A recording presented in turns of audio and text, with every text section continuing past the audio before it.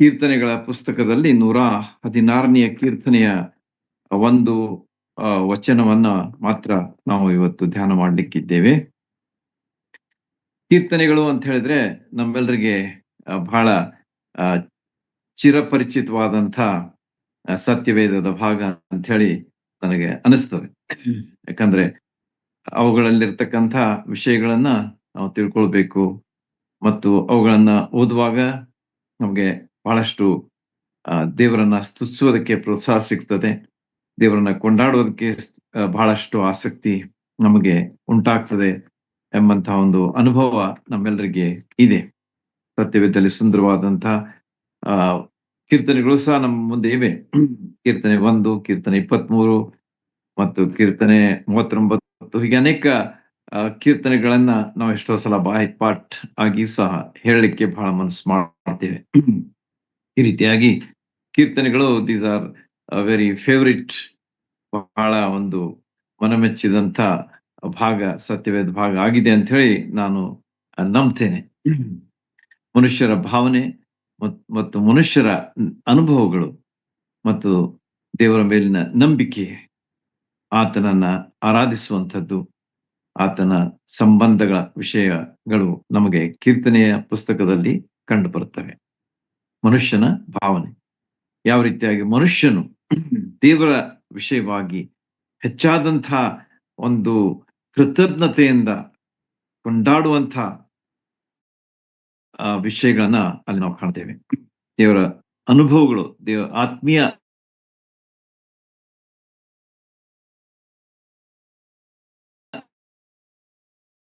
ಅದ್ಭುತ ಅನುಭವವೇ ಆಗಿರ್ತದೆ.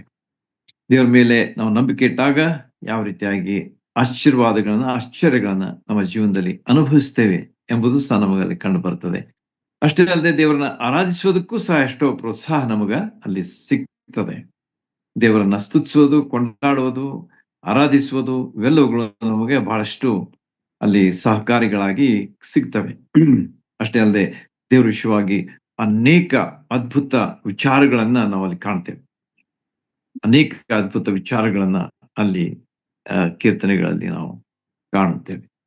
ಇವು ಸ್ತುತಿಯ ಹಾಡುಗಳು ಸಹ ಆಗಿವೆ. ಸಾಂಗ್ಸ್ ಆಫ್ ಪ್ರೈಸ್ ಅಂತ ಹೇಳ್ತೇವಲ್ಲ, ಇವು ನಮಗ ದೇವರನ್ನ ಸ್ತುತಿಸುವುದಕ್ಕೆ ಬಹಳಷ್ಟು ಪ್ರೋತ್ಸಾಹ ಕೊಡುವಂತ ಕೀರ್ತನೆಗಳಾಗಿವೆ. ಅಷ್ಟೇ ಅಲ್ಲದೆ ಆರಾಧನೆಯ ಗಾನಗಳು ಸಹ ಆಗಿವೆ. ಆರಾಧನೆಗೋಸ್ಕರವಾಗಿ ನಾವು ಎಷ್ಟೋ ಸಲ ಗಾನಗಳನ್ನ ಮಾಡ್ತೇವಲ್ಲ, ಅದು ಸಹ ಎಷ್ಟೋ ಸಲ ಕೀರ್ತನೆಗಳಿಂದಲೇ ನಮಗ ಸಿಗುವಂತಹ ವಿಷಯವಾಗಿದೆ.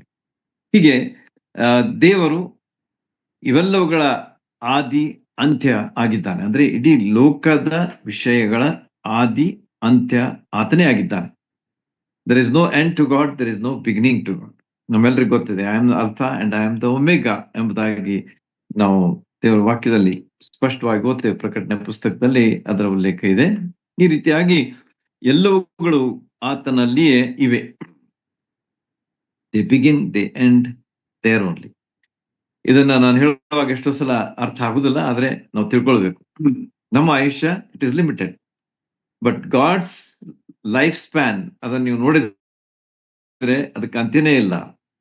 ನಾವು ನಮ್ಮ ಟೈಮ್ ಸ್ಪ್ಯಾನ್ ದಲ್ಲಿ ಬರ್ತೇವೆ. ಅಂದ್ರೆ ನಮಗ ದೇವ್ರು ನೇಮಿಸಿಕೊಟ್ಟಂತ ಒಂದು ಟೈಮ್, ಅಂದ್ರೆ ಸಮಯದ ಒಂದು ಸ್ಲಾಟ್ ದಲ್ಲಿ ಬರ್ತೇವೆ ನಾವು ಅಷ್ಟೇ.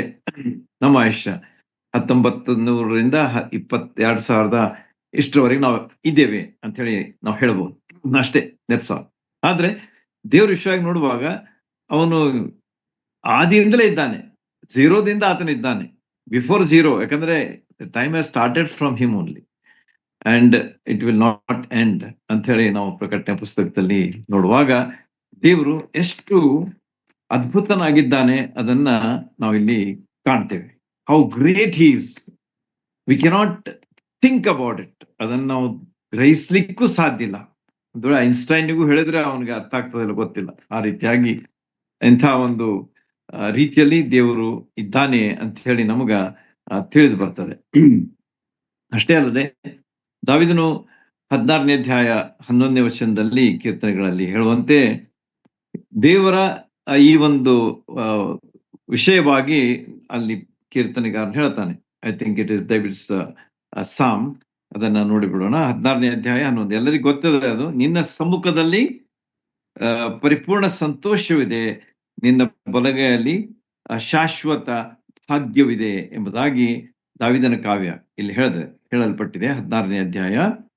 ನಿನ್ನ ಸಮ್ಮುಖದಲ್ಲಿ ಪರಿಪೂರ್ಣ ಸಂತೋಷವಿದೆ, ನಿನ್ನ ಬಲಗೈಯಲ್ಲಿ ಶಾಶ್ವತ ಭಾಗ್ಯವಿದೆ ಅಂತ ಹೇಳಿ ಕೀರ್ತನೆಗಾರನು ಹೇಳುವಾಗ ದೇವರ ವಿಷಯವಾದಂತ ಘನತೆ ಇಲ್ಲಿ ನಮಗ ಕಂಡು ಬರ್ತದೆ. ನಿನ್ನ ಸನ್ನಿಧಿಯಲ್ಲಿ ಸಂಪೂರ್ಣ ಶಾಶ್ವತ ಭಾಗ್ಯ ಇದೆ. ಶಾಶ್ವತ ಅಂದ್ರೆ ಇಟ್ ಈಸ್ ಇಟರ್ನಲ್ ಅಂತ ಹೇಳ್ಬೋದು. ಶಾಶ್ವತವಾಗಿರ್ತದೆ. It is not for a day or 2 or year or 10 years or 100 years or a life span, but it continues. ಶಾಶ್ವತ ಅಂತಂದ್ರೆ ಅದಕ್ಕೆ ಎಂಡನೇ ಇಲ್ಲ ಎಂಬುದಾಗಿ ಕೀರ್ತನೆಗಾರನು ಅದನ್ನ ಸುಂದರವಾಗಿ ಹೇಳಿದ್ದಾನೆ. ನಿನ್ನ ಸನ್ನಿಧಿಯಲ್ಲಿ ಸಂಪೂರ್ಣ ಭಾಗ್ಯ ಸಂತೋಷವಿದೆ ಅಂತ ಹೇಳ್ತಾನೆ. ಸೊ ಸಂತೋಷ ನಮಗೆ ಸಿಗ್ತದೆ ಆತನ ಸನ್ನಿಧಿಯಲ್ಲಿ, ಆತನ ಬಲಗೈಯಲ್ಲಿ ಶಾಶ್ವತ ಭಾಗ್ಯ ನಮಗ ಇದೆ ಎಂಬುದಾಗಿ ಕೀರ್ತನೆಗಾರರು ಹೇಳುವಾಗ ಕೀರ್ತನೆಗಳು ಎಷ್ಟು ನಮಗ ದೇವರ ವಿಷಯವಾದಂತ ಮಹತ್ತರ ವಿಚಾರಗಳನ್ನ ತಿಳಿಸಿಕೊಡ್ತವೆ ಎಂಬುದು ಇಲ್ಲಿ ನಮಗ ಕಂಡು ಬರ್ತದೆ. ಈ ರೀತಿಯಾಗಿ 150 ಕೀರ್ತನೆಗಳ ಸಂಗ್ರಹ ಸತ್ಯವೇದದಲ್ಲಿ ನೀವು ಎಣಿಸಿದ್ರೆ 150. there are 150 ಸಾಮ್ಸ್, ಎಲ್ಲರಿಗೂ ಗೊತ್ತಿದೆ. ಅದರಲ್ಲಿ 73 ಆರ್ ರಿಟನ್ ಬೈ ಡೇವಿಡ್. ದಾವೀದನೇ ಅದರಲ್ಲಿ ಆಲ್ಮೋಸ್ಟ್ 75, ಹಾಫ್ ಅಂದ್ರೆ 75 ಆಗ್ತದೆ.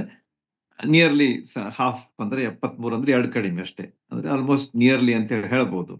ಈ ರೀತಿಯಾಗಿ almost half of the books of psalms is written by David. ದಾವೀದನೇ ಅದನ್ನ ಬರೆದಿದ್ದಾನೆ 73 ಕೀರ್ತನೆಗಳನ್ನ ಅಂತ ಹೇಳಿ ನೋಡುವಾಗ ಆತನ ವಿಷಯವಾದಂಥ ಒಂದು ಒಂದು ವೈಶಿಷ್ಟ್ಯ ಅಲ್ಲಿ ನಮ್ಗೆ ಕಂಡು ಬರ್ತದೆ. ವೈಶಿಷ್ಟ್ಯ ಅಂತ ಸ್ಪೆಷಾಲಿಟಿ ಅಂತ ಹೇಳ್ಬೋದು, ಅಥವಾ ಯುನಿಕ್ನೆಸ್ ಅಂತ ಹೇಳ್ಬೋದು, ಅಥವಾ ಸ್ಪೆಷಲ್ ಒಂದು ಕ್ಯಾರೆಕ್ಟರ್ ಅಂತ ಹೇಳ್ಬೋದು. ಯಾಕಂದ್ರೆ ದಾವೀದನ ಏನಾಗಿದ್ದ ಅಂತಂದ್ರೆ he was a poet, the sweet psalmist of Israel ಅಂತ ಹೇಳಿ ಅವನಿಗೆ ಕರೀತಾರೆ. I think it is in the book of Deuteronomy ಅನಿಸ್ತದೆ ನನಗೆ, ಅಥವಾ ಅಲ್ಲಿ ಅವನ ಬಗ್ಗೆ ಸುಂದರವಾದಂತಹ ಒಂದು ಉಲ್ಲೇಖ ಅಲ್ಲಿ ಮಾಡಿದ್ದು ನಮ್ಗ ಕಂಡು ಬರ್ತದೆ. ದ ಸ್ವೀಟ್ ಸಾಮಿಸ್ಟ್ ಆಫ್ ಗಾಡ್ ಅಂತ ಹೇಳಿ. ಅಂದ್ರೆ ಆತನು ಏನಾಗಿದ್ದ ಅಂತಂದ್ರೆ ಒಬ್ಬ ದೇವರ ವಿಷಯವಾಗಿ ಬಹಳಷ್ಟು ವಿಷಯಗಳನ್ನ ಕೀರ್ತನೆಯಲ್ಲಿ ತುಂಬಿಸಿದ್ದಾನೆ. ಈಸ್ ಫಿಲ್ಡ್ ಇಟ್ ಅಂತ ಹೇಳ್ಬೋದು. ಆ ಕೀರ್ತನೆ ಪುಸ್ತಕವನ್ನು ಆತನು ತುಂಬಿಸ್ಬಿಟ್ಟಿದ್ದಾನೆ ಅಂತ ಹೇಳಿ ನಮಗ ಇಲ್ಲಿ ಕಂಡು ಬರ್ತದೆ. ಹೀಗೆ ಈ ಒಂದು ಕೀರ್ತನೆಗಳಲ್ಲಿ ನಾವು ಏನ್ ನೋಡ್ತೇವೆ, ಇನ್ನು ಕೆಲವು ಅಂದ್ರೆ ಒಂದೆರಡು ಮಾತುಗಳಂತ ಹೇಳಿ ಅದರ ಇಂಟ್ರೊಡಕ್ಷನ್ ನಿಮಗೆ ನಾನು ಕೊಡ್ತಾ ಇದ್ದೇನೆ. ಇದರಲ್ಲಿ ಏನಿದೆ ಅಂತಂದ್ರೆ ಇದು ನಮಗ ಎಷ್ಟೋ ಸಲ ನೋವು ನಮಗೆ ಇದ್ರೂ ಕೂಡ ಮುಂದಿನ ಸೌಭಾಗ್ಯ ಸಹ ಅಲ್ಲಿ ಇರುವ ಕಾರಣ ಅದನ್ನ ನಾವು ನೋವನ್ನು ಮರೆಯಲಿಕ್ಕೆ ನಮಗ ಸಾಧ್ಯ ಆಗ್ತದೆ. This is the speciality of the book of Psalms. ಎಷ್ಟೋ ಸಲ ನಮಗ ನೋವು ಅನಿಸ್ಬೋದು, ವಿ ಫೀಲ್ ಪೇನ್ಫುಲ್. ಈ ಒಂದು ನೋವು ಎಷ್ಟಪ್ಪ ಇದೆ, ಮನಸ್ಸಿಗೆ ಎಷ್ಟು ನೋವು ಆಗ್ತಾ ಇದೆ ಅಂತ ಹೇಳಿ ನಮಗೆ ಅಷ್ಟೋ ನಮ್ಮ ಅನುದಿನದ ಜೀವಿತದಲ್ಲಿ ಅನಿಸಬಹುದು. ಆದ್ರೆ ನೀವು ಕೀರ್ತನೆ ಪುಸ್ತಕ ಬಂದು ಓದಿದ್ರೆ ಅದರಲ್ಲಿ ನಿಮ್ಗ ಸ್ಪಷ್ಟವಾದಂಥ ಮುಂದಿನ ನಿರೀಕ್ಷೆ, ಮುಂದಿರತಕ್ಕಂಥ ಭಾಗ್ಯ ನಮಗ ಕಂಡು ಬರುವಾಗ ಅದೇನಾಗ್ಬಿಡ್ತದೆ ಅಂತಂದ್ರೆ ನೋವು ತಾನಾಗಿ ಕರಗಿ ಹೋಗ್ಬಿಡ್ತದೆ ಅಥವಾ ಇಲ್ಲದಾಗ್ತದೆ ಅಂತ ಹೇಳಿ ಈ ಕೀರ್ತನೆಗಳ ಪುಸ್ತಕದಲ್ಲಿ ನಮಗ ಕಂಡು ಬರ್ತದೆ. ಇದೇನಾಗಿದೆ ಅಂತಂದ್ರೆ ಇಂಗ್ಲಿಷ್ ನಲ್ಲಿ ಒಂದು ವರ್ಡ್ ಇದೆ, ತೋರಾ ಅಂತ ಹೇಳಿ. ತೋರಾ ಅಂತಂದ್ರೆ ಏನು, ಇದೇನ್ ಬಹಳ ಒಂದು ಕಠಿಣ ಶಬ್ದ ಅಂತ ತಿಳ್ಕೊಳ್ಬೇಡ್ರಿ. ತೋರಾ ಮೀನ್ಸ್ ಎಜುಕೇಶನ್ ಅಥವಾ ಟೀಚಿಂಗ್ ಅಂತ ಹೇಳಿ ಹೇಳ್ಬೋದು. ತೋರಾ ಅಂತ ಹೇಳಿದ್ರೆ ನೀವು ಏನಪ್ಪಾ ಇದು ಯಾವ ವಚನ, ಇಟ್ಸ್ ಹಿಬ್ರೂ ವರ್ಡ್. ಅದ ಅರ್ಥ ಏನಂತಂದ್ರೆ ಟೀಚಿಂಗ್, ಶಿಕ್ಷಣ ಅಂತ ಹೇಳಿ ಅದರ ಬಗ್ಗೆ ನಮಗ ತಿಳಿದು ಬರ್ತದೆ. ಅದೇ ರೀತಿಯಾಗಿ ಮೆಸ್ಸಿಯನ ಒಂದು ವಿಷಯವಾಗಿಯೂ ಸಹ ಅಲ್ಲಿ ನಮಗ ಕಂಡು ಬರ್ತದೆ. ತೋರಾ ಶಿಕ್ಷಣ ಮತ್ತು ಟೀಚಿಂಗ್ ಏನಂತಂದ್ರೆ ಮೆಸ್ಸಿಯನ ವಿಷಯವಾಗಿ. ಹೀಗೆ ಈ ಕೀರ್ತನೆ ಪುಸ್ತಕದಲ್ಲಿ ಎಷ್ಟು ಅದ್ಭುತ ಸಂಗತಿಗಳನ್ನ ದೇವರು ನಮಗಾಗಿ ಇಟ್ಟಿದ್ದಾನೆ. ಎಷ್ಟೋ ಸಲ ನಮ್ಗೆ ಪ್ರಲಾಪ ಬರ್ತದೆ, ಅಂದ್ರೆ ದುಃಖ ಅನಿಸ್ತದೆ, ಆದ್ರೆ ದೇವರು ಅಲ್ಲಿ ನಮ್ಮ ಮುಂದೆ ಆ ಸ್ತೋತ್ರವನ್ನ ಇಟ್ಟಿದ್ದಾನೆ. ಇಂಗ್ಲಿಷ್ ಐ ಥಿಂಕ್ ದ ಸಾಮ್ 30 ಅಲ್ಲಿ ನಾವು ನೋಡ್ತೇವೆ, the the sorrow may be at night but the joy comes in the morning ಎಂಬುದಾಗಿ ಅಲ್ಲಿ ಸುಂದರವಾಗಿ ಕೀರ್ತನೆಗಾರನು ಹೇಳಿದ್ದಾನೆ. ನಮಗ ಸಾರೋ ಇರಬಹುದು, ಅಂದ್ರೆ ದುಃಖ ಇರಬಹುದು, ರಾತ್ರಿ ತನಕ ನಮಗ ದುಃಖ ಇರ್ತದೆ, ಆದ್ರೆ ಒಂದ್ಸಲ ನಾವು ಮಲ್ಕೊಳ್ತೇವೆ, ಆಮೇಲೆ ಎದ್ದಾಗ ದೇವರು ಅದನ್ನ ಅದ್ಭುತವಾದ ರೀತಿಯಲ್ಲಿ ರಿಲೀಫ್ ಕೊಟ್ಟಿರ್ತಾನೆ. ಅಂದ್ರೆ ನಾವು ದೇವರನ್ನ ಸ್ತುತಿಸುವಂತಹ ಒಂದು ಸ್ಥಿತಿಗೆ ನಮ್ಮನ್ನ ತಲುಪಿಸಿರ್ತಾನೆ ಎಂಬುವಂತಹ ಒಂದು ಅನುಭವ ನಾವು ಈ ಕೀರ್ತನೆಗಳಲ್ಲಿ ಸ್ಪಷ್ಟವಾಗಿ ಕಾಣ್ತೇವೆ. ಆದ ಕಾರಣ ನೀವು ನೋಟ್ ಮಾಡ್ಕೊಡ್ರಿ, ನಾ ಇಷ್ಟೆಲ್ಲ ಹೇಳ್ತಾ ಇದ್ದೇನೆ. ಇದನ್ನ ನಾನು ಯಾಕೆ ಹೇಳ್ತಾ ಇರ್ತೇನೆ ಅಂತಂದ್ರೆ, ನೀವು ಅದನ್ನ ಅನುಭವಿಸ್ಬೇಕು. I must experience, you must experience. ದೇವ್ರ ವಾಕ್ಯ ಅದು ಯಾಕಿದೆ ಅಂತಂದ್ರೆ, ನಾವು ಅದನ್ನು ಅನುಭವಿಸ್ಬೇಕು. ಅದಕ್ಕಾಗಿ ಅದು ಇಡಲ್ಪಟ್ಟಿದೆ, ಅದಕ್ಕಾಗಿ ನಮ್ಗೆ ಕೊಡಲ್ಪಟ್ಟಿದೆ. ಸುಮ್ನೆ ಕೇಳೋದಕ್ಕಾಗಿ ಅಲ್ಲ. ಕೇಳುವುದಂದ್ರೆ ನಾವು ಬರೇ ಕೇಳ್ತೇವೆ, ಮರೆತು ಬಿಡ್ತೇವೆ. ಆದ್ರೆ when we experience we will never forget. ಅದನ್ನ ನಾವು ಯಾವಾಗ ಅನುಭವಿಸ್ತೇವೆ ಅವಾಗ ಮರಿದಿಲ್ಲ, ನೆನಪುಳಿದು ಬಿಟ್ಟಿರ್ತದೆ. ಹೀಗೆ ಈ ವಿಷಯಗಳನ್ನ ನೀವು ನೆನ್ಪಿಟ್ಕೊಳ್ರಿ, ಅವುಗಳನ್ನ ನೋಟ್ ಮಾಡ್ಕೊಳ್ರಿ, ಅವುಗಳನ್ನ ಅನುಭವಿಸ್ರಿ. This is most important in the life of a believer. ಒಬ್ಬ ಕ್ರಿಸ್ತನನ್ನ ನಂಬಿದಂಥ ವಿಶ್ವಾಸಿಯ ಜೀವನದಲ್ಲಿ, ನಿಜ ಕ್ರೈಸ್ತನ ಒಂದು ಜೀವನದಲ್ಲಿ ಇದು ಒಂದು ಅನುಭವ ಆಗಿರಬೇಕು. ದೇವರ ವಾಕ್ಯ ಇದು ಒಂದು ಅನುಭವ ತರುವಂತಹ ಒಂದು ವಾಕ್ಯ, ಅನುಭವ ಕೊಡುವಂತಹ ವಾಕ್ಯ, ಅನುಭವವನ್ನ ಕಲಿಸುವಂತಹ ಒಂದು ವಾಕ್ಯ. ಈ ರೀತಿಯಾಗಿ ನಾವು ಕೀರ್ತನೆಗಳ ಬಗ್ಗೆ ಅದು ಪ್ರಲಾಪ ಮತ್ತು ಸ್ತೋತ್ರ ಎರಡೂ ಹೊಂದಿದೆ. ನಂಬಿಕೆಯೂ ಇದೆ, ನಿರೀಕ್ಷೆಯೂ ಇದೆ. ಈ ರೀತಿಯಾಗಿ ಅದ್ಭುತವಾದಂತಹ ಸಂಗ್ರಹ ಇದೇನಾಗಿದೆ, ವಿಷಯಗಳ ಸಂಗ್ರಹ, ಕ್ಯಾರೆಕ್ಟರ್ಗಳ ಸಂಗ್ರಹ ಆಗಿದೆ. ಯಾವ್ದಂತಂದ್ರೆ ಕೀರ್ತನೆಯ ಪುಸ್ತಕ, ದ ಬುಕ್ ಆಫ್ ಸಾಮ್ಸ್ ಎಂಬುದಾಗಿ ಇಲ್ಲಿ ನಮಗ ಕಂಡು ಬರ್ತದೆ. ಹೀಗೆ ಅದ್ಭುತವಾದಂತಹ ವಿಷಯಗಳನ್ನ ಹೊಂದಿದಂತಹ ಈ ಕೀರ್ತನೆಯ ಪುಸ್ತಕದಿಂದ ಒಂದು ಅಧ್ಯಾಯದ ಒಂದು ವಚನ, 116 ವರ್ಸ್ ನಂಬರ್ 9. ಇಂಗ್ಲಿಷ್ ನಲ್ಲಿ ಅದು ವರ್ಸ್ 8 ಇದೆ. ಇರ್ಲಿ, ಕೆಲವು ಸಲ ಸ್ವಲ್ಪ ಹೆಚ್ಚು ಕಡಿಮೆ ಆಗಿರ್ತವೆ ವಚನ ನಂಬರ್ ಆಗಿ. ಅಂದ್ರೆ ಕೊನೋಟೇಷನ್ಸ್ ಕೊಡುವಾಗ ಎಷ್ಟೋ ಸಲ ಅವು ಕೆಲವು ಸಲ ಹೊಂದಿಕೆ ಆಗದ ಕಾರಣ ಅವು ಹಿಂದೆ ಮುಂದೆ ಸ್ವಲ್ಪ ಆಗಿರ್ತವೆ ಅಷ್ಟೇ. But there is no effect on the meaning of it. ಸಂಖ್ಯೆಗಳ ಸ್ವಲ್ಪ ಚೇಂಜ್ ಆಗಿದ್ರು ಕೂಡ ಅದರ ಅರ್ಥದಲ್ಲಿ ಯಾವ ವ್ಯತ್ಯಾಸ ಇರುವುದಿಲ್ಲ ಎಂಬಂತ ಒಂದು ಖಾತ್ರಿಯನ್ನ ನಾವು ದೇವರ ವಾಕ್ಯದಿಂದ ಹೊಂದಿದ್ದೇವೆ ಮತ್ತು ಹೊಂದ್ತೇವೆ. 9ನೇ ವಚನದಲ್ಲಿ ನಾವು ನೋಡುವಾಗ, ನೀನು ನನ್ನ ಪ್ರಾಣವನ್ನ ಮರಣಕ್ಕೆ ತಪ್ಪಿಸಿ. ಇಲ್ಲಿ ಕೀರ್ತನೆಗಾರನು ಹೇಳುವಂತಹ ಒಂದೊಂದು ಮಾತನ್ನ ಗ್ರಹಿಸ್ಕೊಡ್ರಿ, ನೆನ್ಪಿಟ್ಕೊಡ್ರಿ, ಅನುಭವಿಸ್ರಿ, ಆನಂದಿಸ್ರಿ. ಮೊದಲನೇದಾಗಿ ಆತನ ಹೇಳ್ತಾನೆ, ನೀನು ನನ್ನ ಪ್ರಾಣವನ್ನು ಮರಣಕ್ಕೆ ತಪ್ಪಿಸಿದಿ. ಅಂದ್ರೆ ಫಸ್ಟ್ ಮೊದಲೇ ಒಂದು ಮಾತು ಅಥವಾ ಮೊದಲೇ ಒಂದು ವಿಷಯ ಏನಾಗಿತ್ತು ಅಂತಂದ್ರೆ, ಮರಣದಿಂದ ತಪ್ಪಿಸಿದಂಥ ದೇವರು ಏನಾಗಿದ್ದಾನೆ ಅಂತಂದ್ರೆ, ನಮ್ಮನ್ನು ಮರಣದಿಂದ ತಪ್ಪಿಸ ಶಕ್ತನಾಗಿದ್ದಾನೆ. ಕೀರ್ತನೆಗಾರನ ಜೀವನದಲ್ಲಿ ಅದನ್ನ ಆತನು ಮಾಡಿದನು ಮತ್ತು ನಮ್ಮ ಜೀವನದಲ್ಲಿಯೂ ಸಹ ಆತನು ಮಾಡ್ತಾನೆ ಎಂಬ ಒಂದು ಭರವಸೆಯಿಂದ ನಾವು ಈ ವಾಕ್ಯಗಳನ್ನ ಗ್ರಹಿಸಿಕೊಳ್ಳೋಣ. ಎರಡನೇ ಒಂದು ವಿಚಾರವನ್ನ ಅಲ್ಲಿ ನೋಡುವಾಗ, ಕಣ್ಣೀರನ್ನು ನಿಲ್ಲಿಸಿದಿ. ನೋಡ್ರಿ, ಕಣ್ಣೀರನ್ನ ನಿಲ್ಲಿಸಿದಿ ಎಂಬುದಾಗಿ ಕೀರ್ತನೆಗಾರನು ಹೇಳ್ತಾ ಇದ್ದಾನೆ. ಅಂದ್ರೆ ಅವನಿಗೆ ಕಣ್ಣೀರ್ ಬರ್ತಾ ಇದ್ವು. He was weeping, he was shedding tears. ಆದರೆ ದೇವರು ಏನ್ ಮಾಡಿಬಿಟ್ಟ ಅಂತಂದ್ರೆ, ಅವನ ಕಣ್ಣೀರನ್ನ ನಿಲ್ಸಿದ. ಮೀನ್ಸ್ ಆ ದುಃಖಕರವಾದಂತ ಸನ್ನಿವೇಶವನ್ನ ದೇವರು ತೆಗೆದು ಹಾಕಿದ. ಆಗ ಅವನ ಕಣ್ಣೀರು ನಿಂತು ಹೋಯಿತು ಎಂಬುದಾಗಿ ಆತನ ಎರಡನೇ ಒಂದು ಅನುಭವವನ್ನ ದೇವರ ವಿಷಯವಾಗಿ ಹೇಳ್ತಾ ಇದ್ದಾನೆ. ಮೂರನೇ ಒಂದು ವಿಚಾರ ನೋಡ್ರಿ, ನನ್ನ ಪಾದಗಳನ್ನು ಎಡವದಂತೆ ಕಾದಿದ್ದಿ ಎಂಬುದಾಗಿ ಹೇಳ್ತಾನೆ. ಅಂದ್ರೆ ನಾವು ಎಷ್ಟೋ ಸಲ ನಡೀತಿರುವಾಗ ನಾವು ಎಡುತ್ತೇವೆ. So many times we trip and fall also. ಆ ಇದು ಸಹಜವಾದಂತಹ ಒಂದು ಅನುಭವ ಆಗಿರ್ತದೆ. ಆದ ಕಾರಣ ದೇವರ ವಾಕ್ಯದಲ್ಲಿ ಒಂದು ವಚನ ಸಹ ಇದೆ. ಅದೇನಂತಂದ್ರೆ, ನಿಂತಿದ್ದೇನೆ ಎಂದು ಹೇಳುವವನು ಬೀಳದಂತೆ ನೋಡಿಕೊಳ್ಳಲಿ ಎಂಬುದಾಗಿ ಅಲ್ಲಿ ದೇವರ ವಾಕ್ಯ ಸ್ಪಷ್ಟವಾಗಿ ಹೇಳ್ತದೆ. ವೆರಿ ವೆರಿ ಕೇರ್ಫುಲ್ ಇರಬೇಕಾದದ್ದು ಬಹಳ ಅವಶ್ಯ. ಕಳೆದ ವರ್ಷ ನಾನು ಸಹ ಒಂದು ಜಸ್ಟ್ ಹೆಜ್ಜೆ ಇಡುವಾಗ ಸ್ಟ್ರಿಪ್ ಆಗಿ ನಾನು ಬಿದ್ದುಬಿಟ್ಟೆ.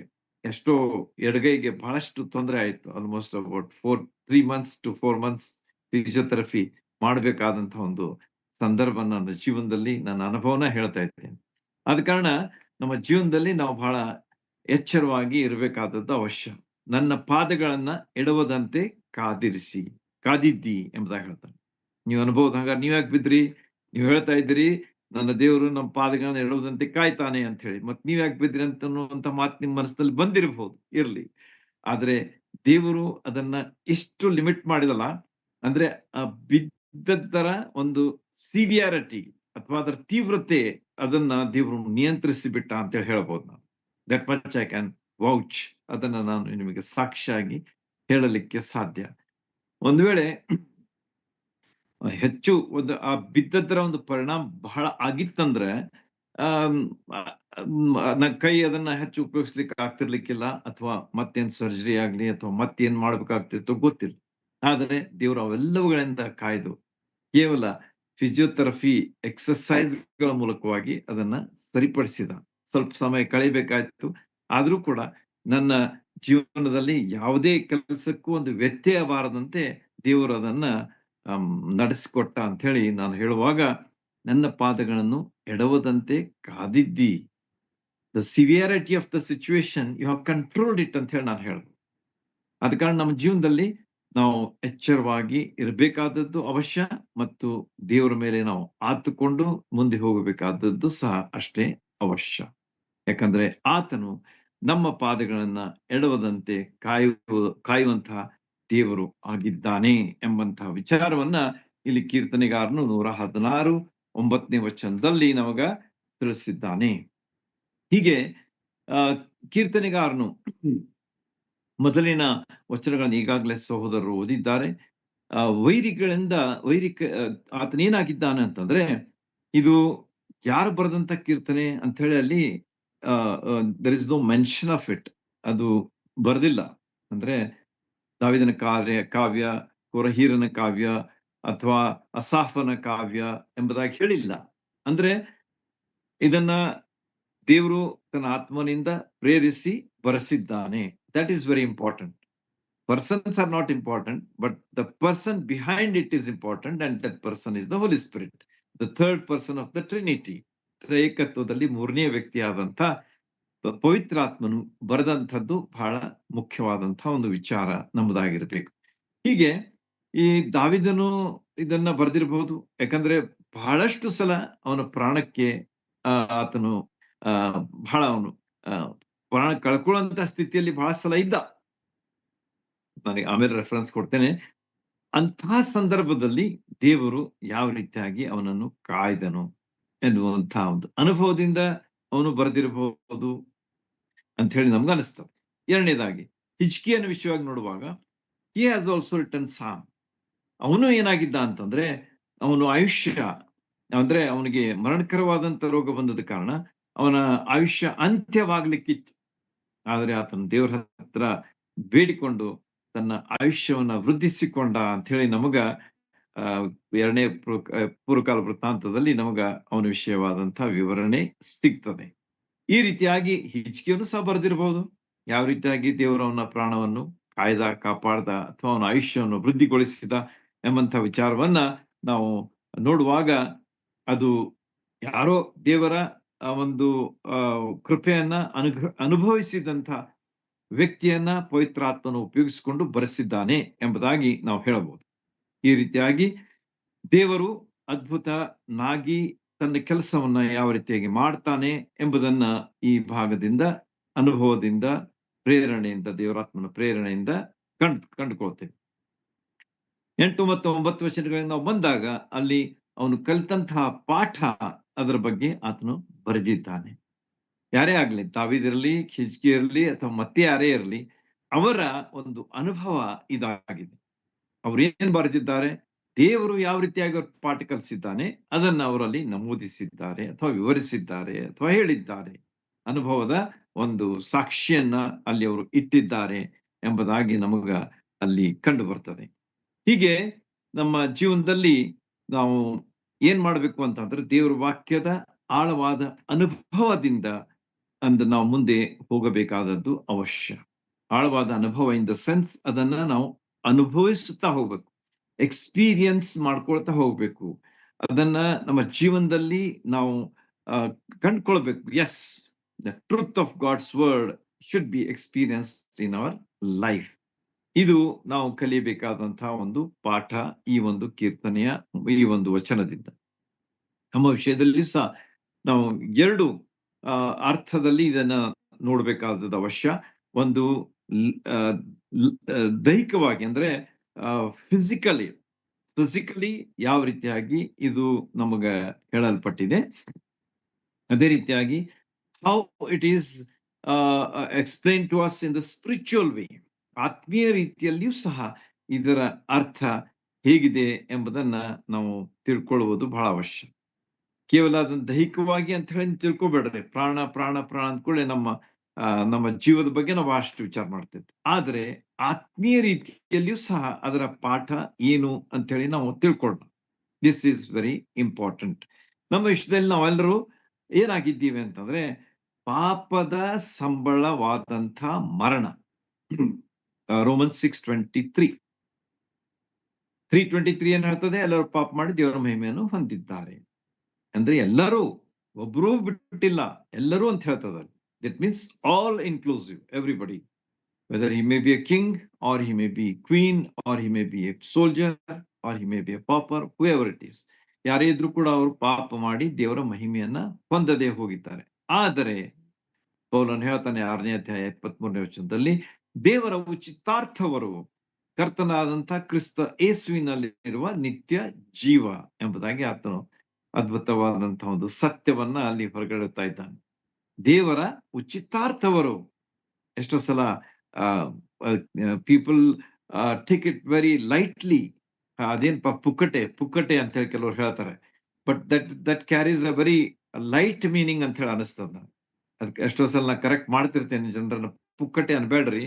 ಅಂದ್ರೆ ಅದಕ್ಕೆ ಬಹಳಷ್ಟು ಜನ ಅದಕ್ಕೆ ಬಹಳಷ್ಟು ಮಹತ್ವ ಕೊಡುದಿಲ್ಲ. ಉಚಿತ ಅಂತ ಹೇಳ್ರಿ. ಅದು ಉಚಿತ ಅಂದ್ರೆ that is very important to no.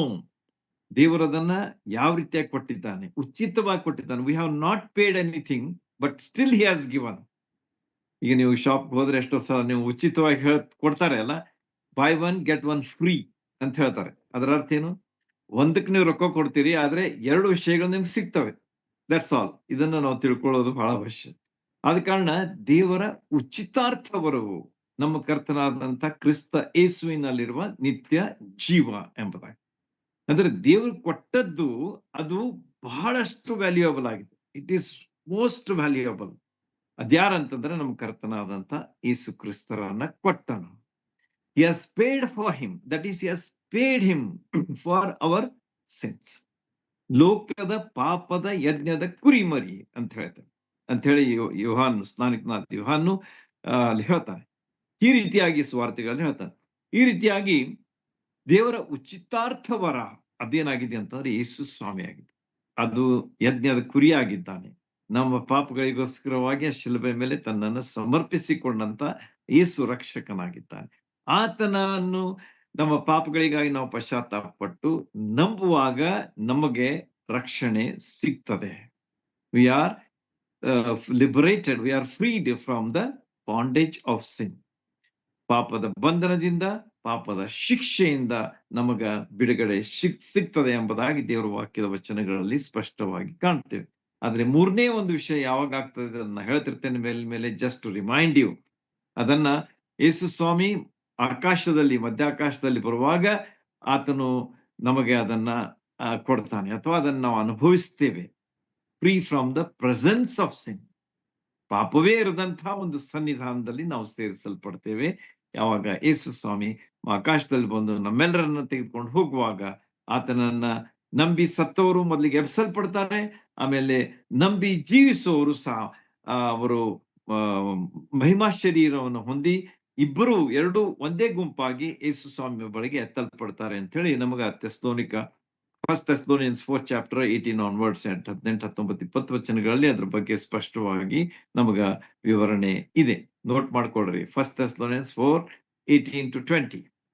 ಈ ರೀತಿಯಾಗಿ ನಮಗ ಯೇಸು ಸ್ವಾಮಿಯ ಬರೋಣ ಅದು ಎಷ್ಟು ಅದ್ಭುತವಾದಂಥ ಅಥವಾ ಒಂದು ಎಷ್ಟು ನಿರೀಕ್ಷೆಯ ಒಂದು ರಿಯಲೈಸೇಷನ್ ಅಂತ ಹೇಳ್ಬೋದು ನಾವು. ಅಂದ್ರೆ ಅದು ನಮಗೆ ಯಾವಾಗ ಅದು ಆಗ್ತದೆ ಅದನ್ನ ನಾವು ಎದುರು ನೋಡ್ತಾ ಇದ್ದೇವೆ, ಆಗ ಅದು ಆಗುವಂಥದ್ದು ನಮ್ಮ ಜೀವನದಲ್ಲಿ ಸಂಭವಿಸುವಂಥದ್ದು ನಮ್ಮ ಜೀವನದಲ್ಲಿ ಎಷ್ಟೋ ಒಂದು ಭಾಗ್ಯಕರವಾದಂತಹ ಒಂದು ವಿಷಯ ಅಂತ ಹೇಳಿ ನಮಗ ದೇವರ ವಾಕ್ಯ ತಿಳಿಸ್ತದೆ. ಈ ರೀತಿಯಾಗಿ ಎರಡು ಮಾತುಗಳಲ್ಲಿ ಮೊದಲನೇದಾಗಿ ನಾವು ಆತ್ಮೀಯ ರೀತಿಯಲ್ಲಿ ರಕ್ಷಿಸಲ್ಪಡ್ತೇವೆ. ಯೇಸು ಸ್ವಾಮಿ ನಮ್ಮನ್ನ ಕಾಪಾಡ್ತಾನೆ, ನಮ್ಮ ಜೀವವನ್ನ ಕಾಪಾಡ್ತಾನೆ. ಕೀರ್ತನೆಗಾರ ಹೇಳ್ತಾನೆ ನೋಡ್ರಿ, ನನ್ನ ಪ್ರಾಣವನ್ನು ಮರಣಕ್ಕೆ ತಪ್ಪಿಸಿದ ಅಂತ ಹೇಳ್ತಾನೆ. So the Lord Jesus Christ has ನಮ್ಮನ್ನ ಆತನು ಮರಣದಿಂದ ತಪ್ಪಿಸಿದ್ದಾನೆ. He has protected us from death ಅಂತ ಹೇಳಿ ಇದನ್ನ ನಾವು ರೋಮ 6:23 ಯೇಸು ಸ್ವಾಮಿ ಮಾಡಿದ್ದರ ಮೂಲಕವಾಗಿ ಅದನ್ನ ನಾವು ಕಂಡುಕೊಂಡೆ. ದೇವರು ಉಚಿತಾರ್ಥವರೆಗೂ ನಮ್ಮ ಕರ್ತನಾದ ಕ್ರಿಸ್ತ ಯೇಸುವಿನಲ್ಲಿ ಇರುವ ನಿತ್ಯ ಜೀವ, ಮರಣದಿಂದ ಪಾರಾಗಿ ನಿತ್ಯ ಜೀವಕ್ಕೆ ನಾವು ಸೇರಿಸಲ್ಪಟ್ಟವರಾಗಿದ್ದೇವೆ ಎಂಬುದಾಗಿ ದೇವರ ವಾಕ್ಯ ನಮಗೆ ತಿಳಿಸ್ತದೆ. ಹೀಗೆ ನಮಗ ಮೊದಲೇ ಒಂದು ಅಂಶ ದೇವರು ಮಾಡಿದ್ದು ಅಷ್ಟು ಮುಖ್ಯವಾದದ್ದು ಮತ್ತು ಅದೇ ನಮಗೆ ಮೋಸ್ಟ್ ಎಸೆನ್ಷಿಯಲ್. ಅದಿಲ್ದಿದ್ರೆ ನಮ್ಮ ಜೀವನದಲ್ಲಿ ಏನೂ ಇಲ್ಲ. ಯಾಕಂದ್ರೆ ಮರಣ ಯಾವಾಗ ಬರ್ತದೆ ಗೊತ್ತಿಲ್ಲ. ಆದ್ರೆ ಮರಣದಿಂದ ನಾವು ಪಾರಾಗಬೇಕಾದದ್ದು, ತಪ್ಪಿಸಲ್ಪಡಬೇಕಾದದ್ದು ಬಹಳ ಅತಿ ಮುಖ್ಯವಾದಂತ ಮಾತಂತ ನಾನು ಹೇಳ್ತೇನೆ. ಅದಿಲ್ದಿದ್ರೆ ನಿಮ್ಗೆ ಮುಂದಿನ ವಿಷಯಗಳು ನಿಮ್ಗೆ ಸಿಗುದಿಲ್ಲ. Take it for granted. ಇದನ್ನ ನೀವು ತಿಳ್ಕೊಂಡಿರ್ರಿ, ಗ್ಯಾರಂಟಿ ಆಗಿ ತಿಳ್ಕೊಂಡಿರ್ರಿ. ಮುಂದಿನ ವಿಷಯಗಳನ್ನ ನೀವು ಅನುಭವಿಸ್ಬೇಕಂತಂದ್ರೆ ನಿಮ್ಮ ಜೀವನದಲ್ಲಿ ಇವತ್ತು ಈ ಅನುಭವ ರಕ್ಷಣಾನುಭವವನ್ನ ನೀವು ಪಡ್ಕೊಂಡಿರ್ಲೇಬೇಕು. ಇಲ್ದಿದ್ರೆ ನಿಮ್ಗೆ ಮುಂದಿನ ವಿಷಯಗಳು ಸಿಗುವುದಿಲ್ಲ ಎಂಬುದಾಗಿ ದೇವರ ವಾಕ್ಯವೇ ನಿಮ್ಗೆ ಹೇಳ್ತದೆ.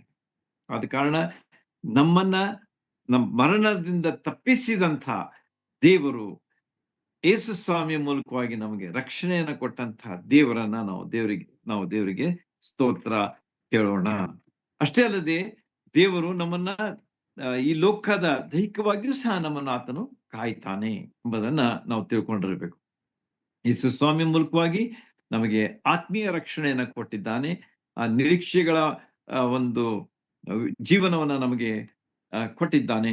ಮತ್ತು ಯೋಹಾನ 1:12 ನೋಡುವ ಪ್ರಕಾರ ನಾವು ದೇವರ ಮಕ್ಕಳಾಗುವಂತ ಭಾಗ್ಯ ಕೊಟ್ಟಿದ್ದಾನೆ. ಯಾರ್ಯಾರು ಆತನ ಅಂಗೀಕರಿಸಿಕೊಂಡ್ರೆ, ಅಂದ್ರೆ ಆತನ ಹೆಸರಿನಲ್ಲಿ ನಂಬಿಕೆ ಇಟ್ರು, ಅವರಿಗೆ ದೇವರ ಮಕ್ಕಳಾಗುವಂತಹ ಅಧಿಕಾರವನ್ನು ಕೊಟ್ಟನು ಎಂಬುದಾಗಿ ದೇವರ ವಾಕ್ಯ ಯೋಹಾನ ಸುವಾರ್ತೆ 1:12 ಸ್ಪಷ್ಟವಾಗಿ ನಮ್ಗೆ ಹೇಳ್ತದೆ. So when we believe on the Lord Jesus Christ, ಸ್ವಾಮಿಯನ್ನ ನಂಬುವಾಗ ನಾವು ದೇವರ ಮಕ್ಕಳಾಗ್ತೇವೆ. ನೋಡ್ರಿ, ಇದಕ್ಕಿಂತ ಹೆಚ್ಚಿನ ಭಾಗ್ಯ ಏನ್ ಬೇಕು? We are the children of God, we are the sons of God ಎಂಬುದಾಗಿ ಹೇಳ್ತಾನೆ ದೇವರ ವಾಕ್ಯದಲ್ಲಿ. ಆದ ಕಾರಣ ದೇವರು ಎಷ್ಟು ಅದ್ಭುತ ಪದವಿಯನ್ನ ನಮ್ಗೆ ಕೊಡ್ತಾನೆ, ಮಕ್ಕಳ ಪದವಿಯನ್ನ ನಮ್ಗೆ ಕೊಡ್ತಾನೆ. ದೇವರ ಮಕ್ಕಳು ಅನ್ನುವಂಥದ್ದು just you realise it, don't take it very lightly. ನಾವ್ ಏನಾಗಿದ್ದೇವಪ್ಪ ಈ ಲೋಕದ ವಿಷಯಗಳನ್ನೇ ಬಗ್ಗೆ ನೀವು ತಿಳ್ಕೊಬೇಡ್ರಿ. ಅಂದ್ರೆ ಅದರಲ್ಲೇ ಎದ್ಕೊಂಡು ವಿಚಾರ ಮಾಡಬೇಡ್ರಿ. You just come out of it and think about the wonderful position that you have in the Lord Jesus Christ. ಯೇಸು ಸ್ವಾಮಿಯನ್ನು ಅನುಭವಾಗ ನಮ್ಮ ಒಂದು ಸ್ಥಿತಿ ಎಷ್ಟು ಬದಲಾಗ್ತದೆ. How we are born into the family of God. ದೇವರ ಕುಟುಂಬದಲ್ಲಿ ನಾವು ಜನಿಸಿದವರಾಗಿರುತ್ತೇವೆ ಎಂಬಂತಹ ಒಂದು ತಿಳುವಳಿಕೆಯಿಂದ ನಾವು ಜೀವಿಸೋಣ. ನಾವು ನಮ್ಮ ಜೀವನ ಅದು ಎಷ್ಟು ಬೆಲೆ ಬಾಳುವಂಥದ್ದಾಗಿದೆ, ಅಥವಾ ಎಷ್ಟು ಮಹತ್ವದ್ದಾಗಿದೆ, ಅಥವಾ ಎಷ್ಟು ದೊಡ್ಡದಾಗಿದೆ. ದೇವರ ಮಕ್ಕಳ ಪದವಿ ನಮಗ ಇಲ್ಲಿ ದೇವರು ಕೊಟ್ಟಿದ್ದಾನೆ. ಈ ರೀತಿಯಾಗಿ ದೇವರು ಏನ್ ಮಾಡಿದ್ದಾನೆ? ನಮ್ಮನ್ನ ಆತ್ಮೀಯ ರೀತಿಯಲ್ಲಿ ನಮ್ಮ ಪ್ರಾಣವನ್ನ ಕಾಪಾಡಿದ್ದಾನೆ. ಅದೇ ರೀತಿಯಾಗಿ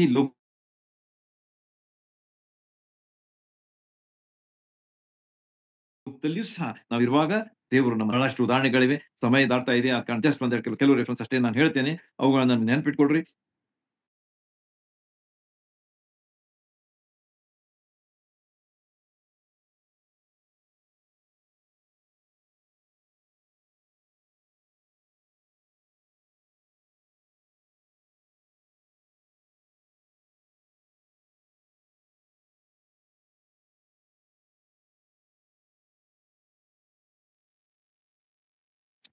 ಅಲ್ಲಿ ಕೀರ್ತನೆಗಾರನು ಹೇಳ್ತಾನೆ, ಅನುದಿನವೂ ನಮ್ಮ ಭಾರವನ್ನು ಹೊರುವ ಕರ್ತನಿಗೆ ಸ್ತೋತ್ರವಾಗಲಿ ಎಂಬುದಾಗಿ ಕೀರ್ತನೆಗಾರನು ಹೇಳ್ತಾನೆ. ಮುಂದೆ ಹೇಳ್ತಾನೆ,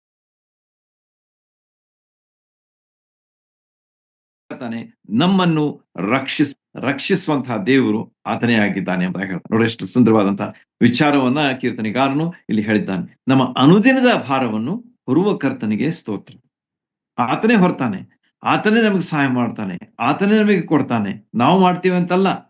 don't think that what we do is something great. ನಾವು ಮಾಡಿದ್ದು ಬಹಳ ದೊಡ್ಡದು, ನಾವು ಗಳಿಸಿದ್ದು ಬಹಳ ದೊಡ್ಡದು, ನಾವಿಷ್ಟು ಹಣ ಗಳಿಸ್ತೇವೆ, ನಾವು ಇಂಥ ಕೆಲಸ ಮಾಡ್ತೇವೆ, ದಟ್ಸ್ ಓಕೆ. ಅದ್ರ ಬಗ್ಗೆ ನಾನು ಅಲಗಳಿದಿಲ್ಲ. ಆದ್ರೆ ಅದನ್ನ ಕೊಡುವನು ಯಾರಾಗಿದ್ದಾರೆ ಅದನ್ನ ನಾವು ಯಾವಾಗಲೂ ನೆನಪಿಟ್ಕೊಂಡಿರ್ಬೇಕು. That we should always keep it in mind. ನಮ್ಮ ಮನಸ್ಸಿನಲ್ಲಿ ಅದಿರಬೇಕು, ಕೃತಜ್ಞತಾ ಭಾವ ಇರಬೇಕು. ಅನುದಿನವೂ ನಮ್ಮ ಭಾರವನ್ನು ಹೊರುವ ಕರ್ತನಿಗೆ ಸ್ತೋತ್ರ. ನಮ್ಮ ಭಾರ ಯಾರು ಹೊರ್ತಾರೆ? ನಮ್ಮ ಕರ್ತನು ಹೊರ್ತಾನೆ. ನಮ್ಮ ರಕ್ಷಕನಾದ ಯೇಸು ಸ್ವಾಮಿಯವರು ಹೊರ್ತಾರೆ. ಅವರು ನಮಗೆ ಸಹಾಯ ಮಾಡ್ತಾರೆ. ಅವರು ನಮಗೆ ಜ್ಞಾನ ಕೊಡ್ತಾರೆ, ಅವರು ನಮ್ಗೆ ಬುದ್ಧಿ ಕೊಡ್ತಾರೆ, ಅವರು ನಮ್ಮನ್ನು ಕಾಯ್ತಾರೆ. ಆದ ಕಾರಣ ಇಟ್ ಈಸ್ ಪಾಸಿಬಲ್. ಇಲ್ದಿದ್ರೆ ಸಾಧ್ಯವೇ ಇಲ್ಲ ಎಂಬುದನ್ನು ನಾವು ತಿಳ್ಕೊಂಡಿರ್ಬೇಕಾದದ್ರ ಮಹತ್ವ ಇಲ್ಲಿ ನಮಗೆ ಕಂಡು ಬರ್ತದೆ. ನಮ್ಮನ್ನು ರಕ್ಷಿಸುವ ದೇವರು ಆತನೇ. ಆತ್ಮೀಯ ರೀತಿಯಲ್ಲಿಯೂ ಮತ್ತು ದೈಹಿಕವಾಗಿಯೂ ಆತನು ನಮ್ಮನ್ನ ರಕ್ಷಿಸುವ ದೇವರಾಗಿದ್ದಾನೆ ಎಂಬುದನ್ನ ಈ ಭಾಗದಿಂದ ನಾವು ಕಂಡುಕೊಳ್ತೇವೆ.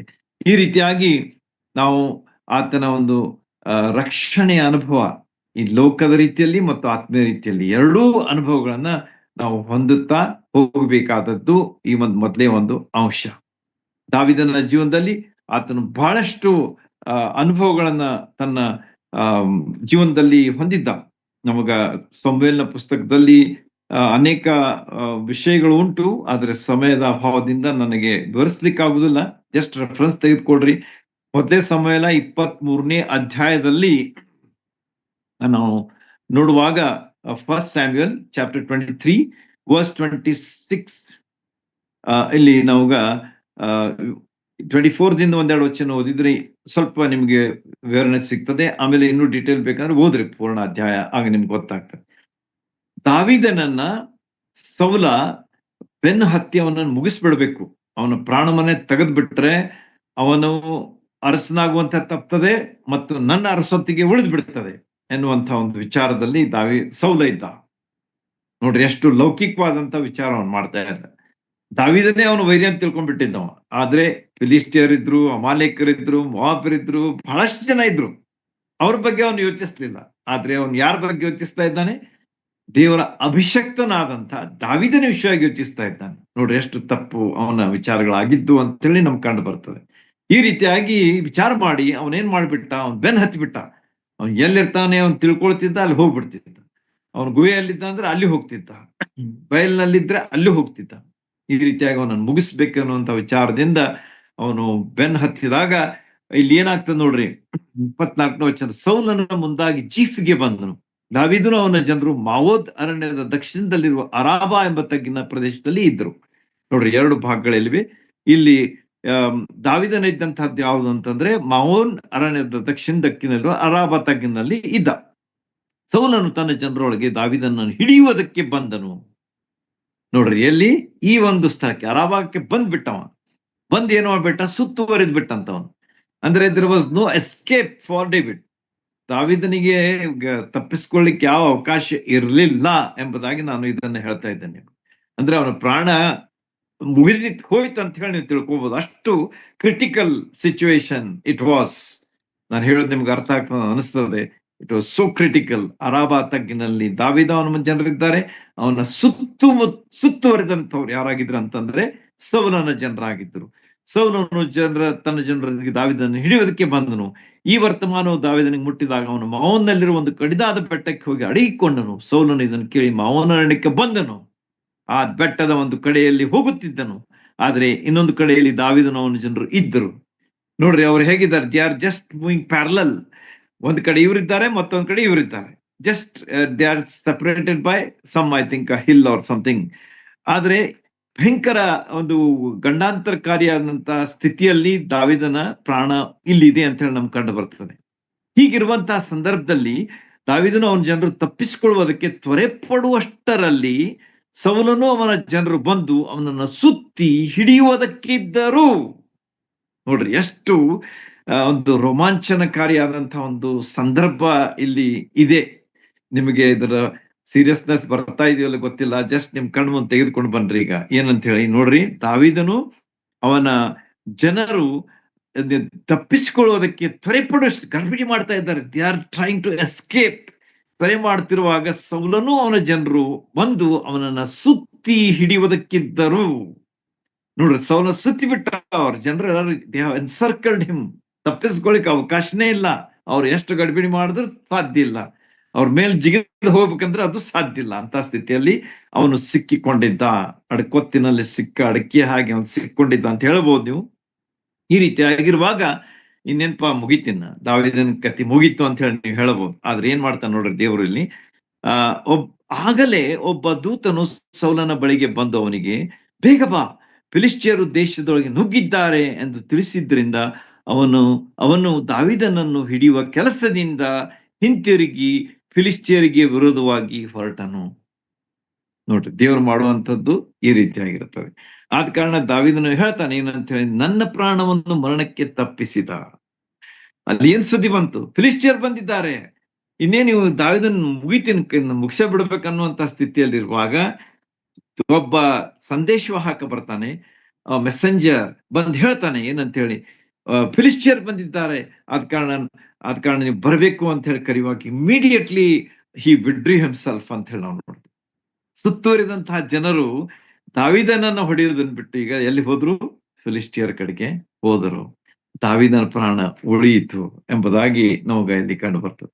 ನೋಡ್ರಿ, ಎಷ್ಟು ಅದ್ಭುತವಾದಂತಹ ರೋಮಾಂಚನಕಾರಿಯಾದಂತಹ ಅನುಭವ. Can you ever imagine this?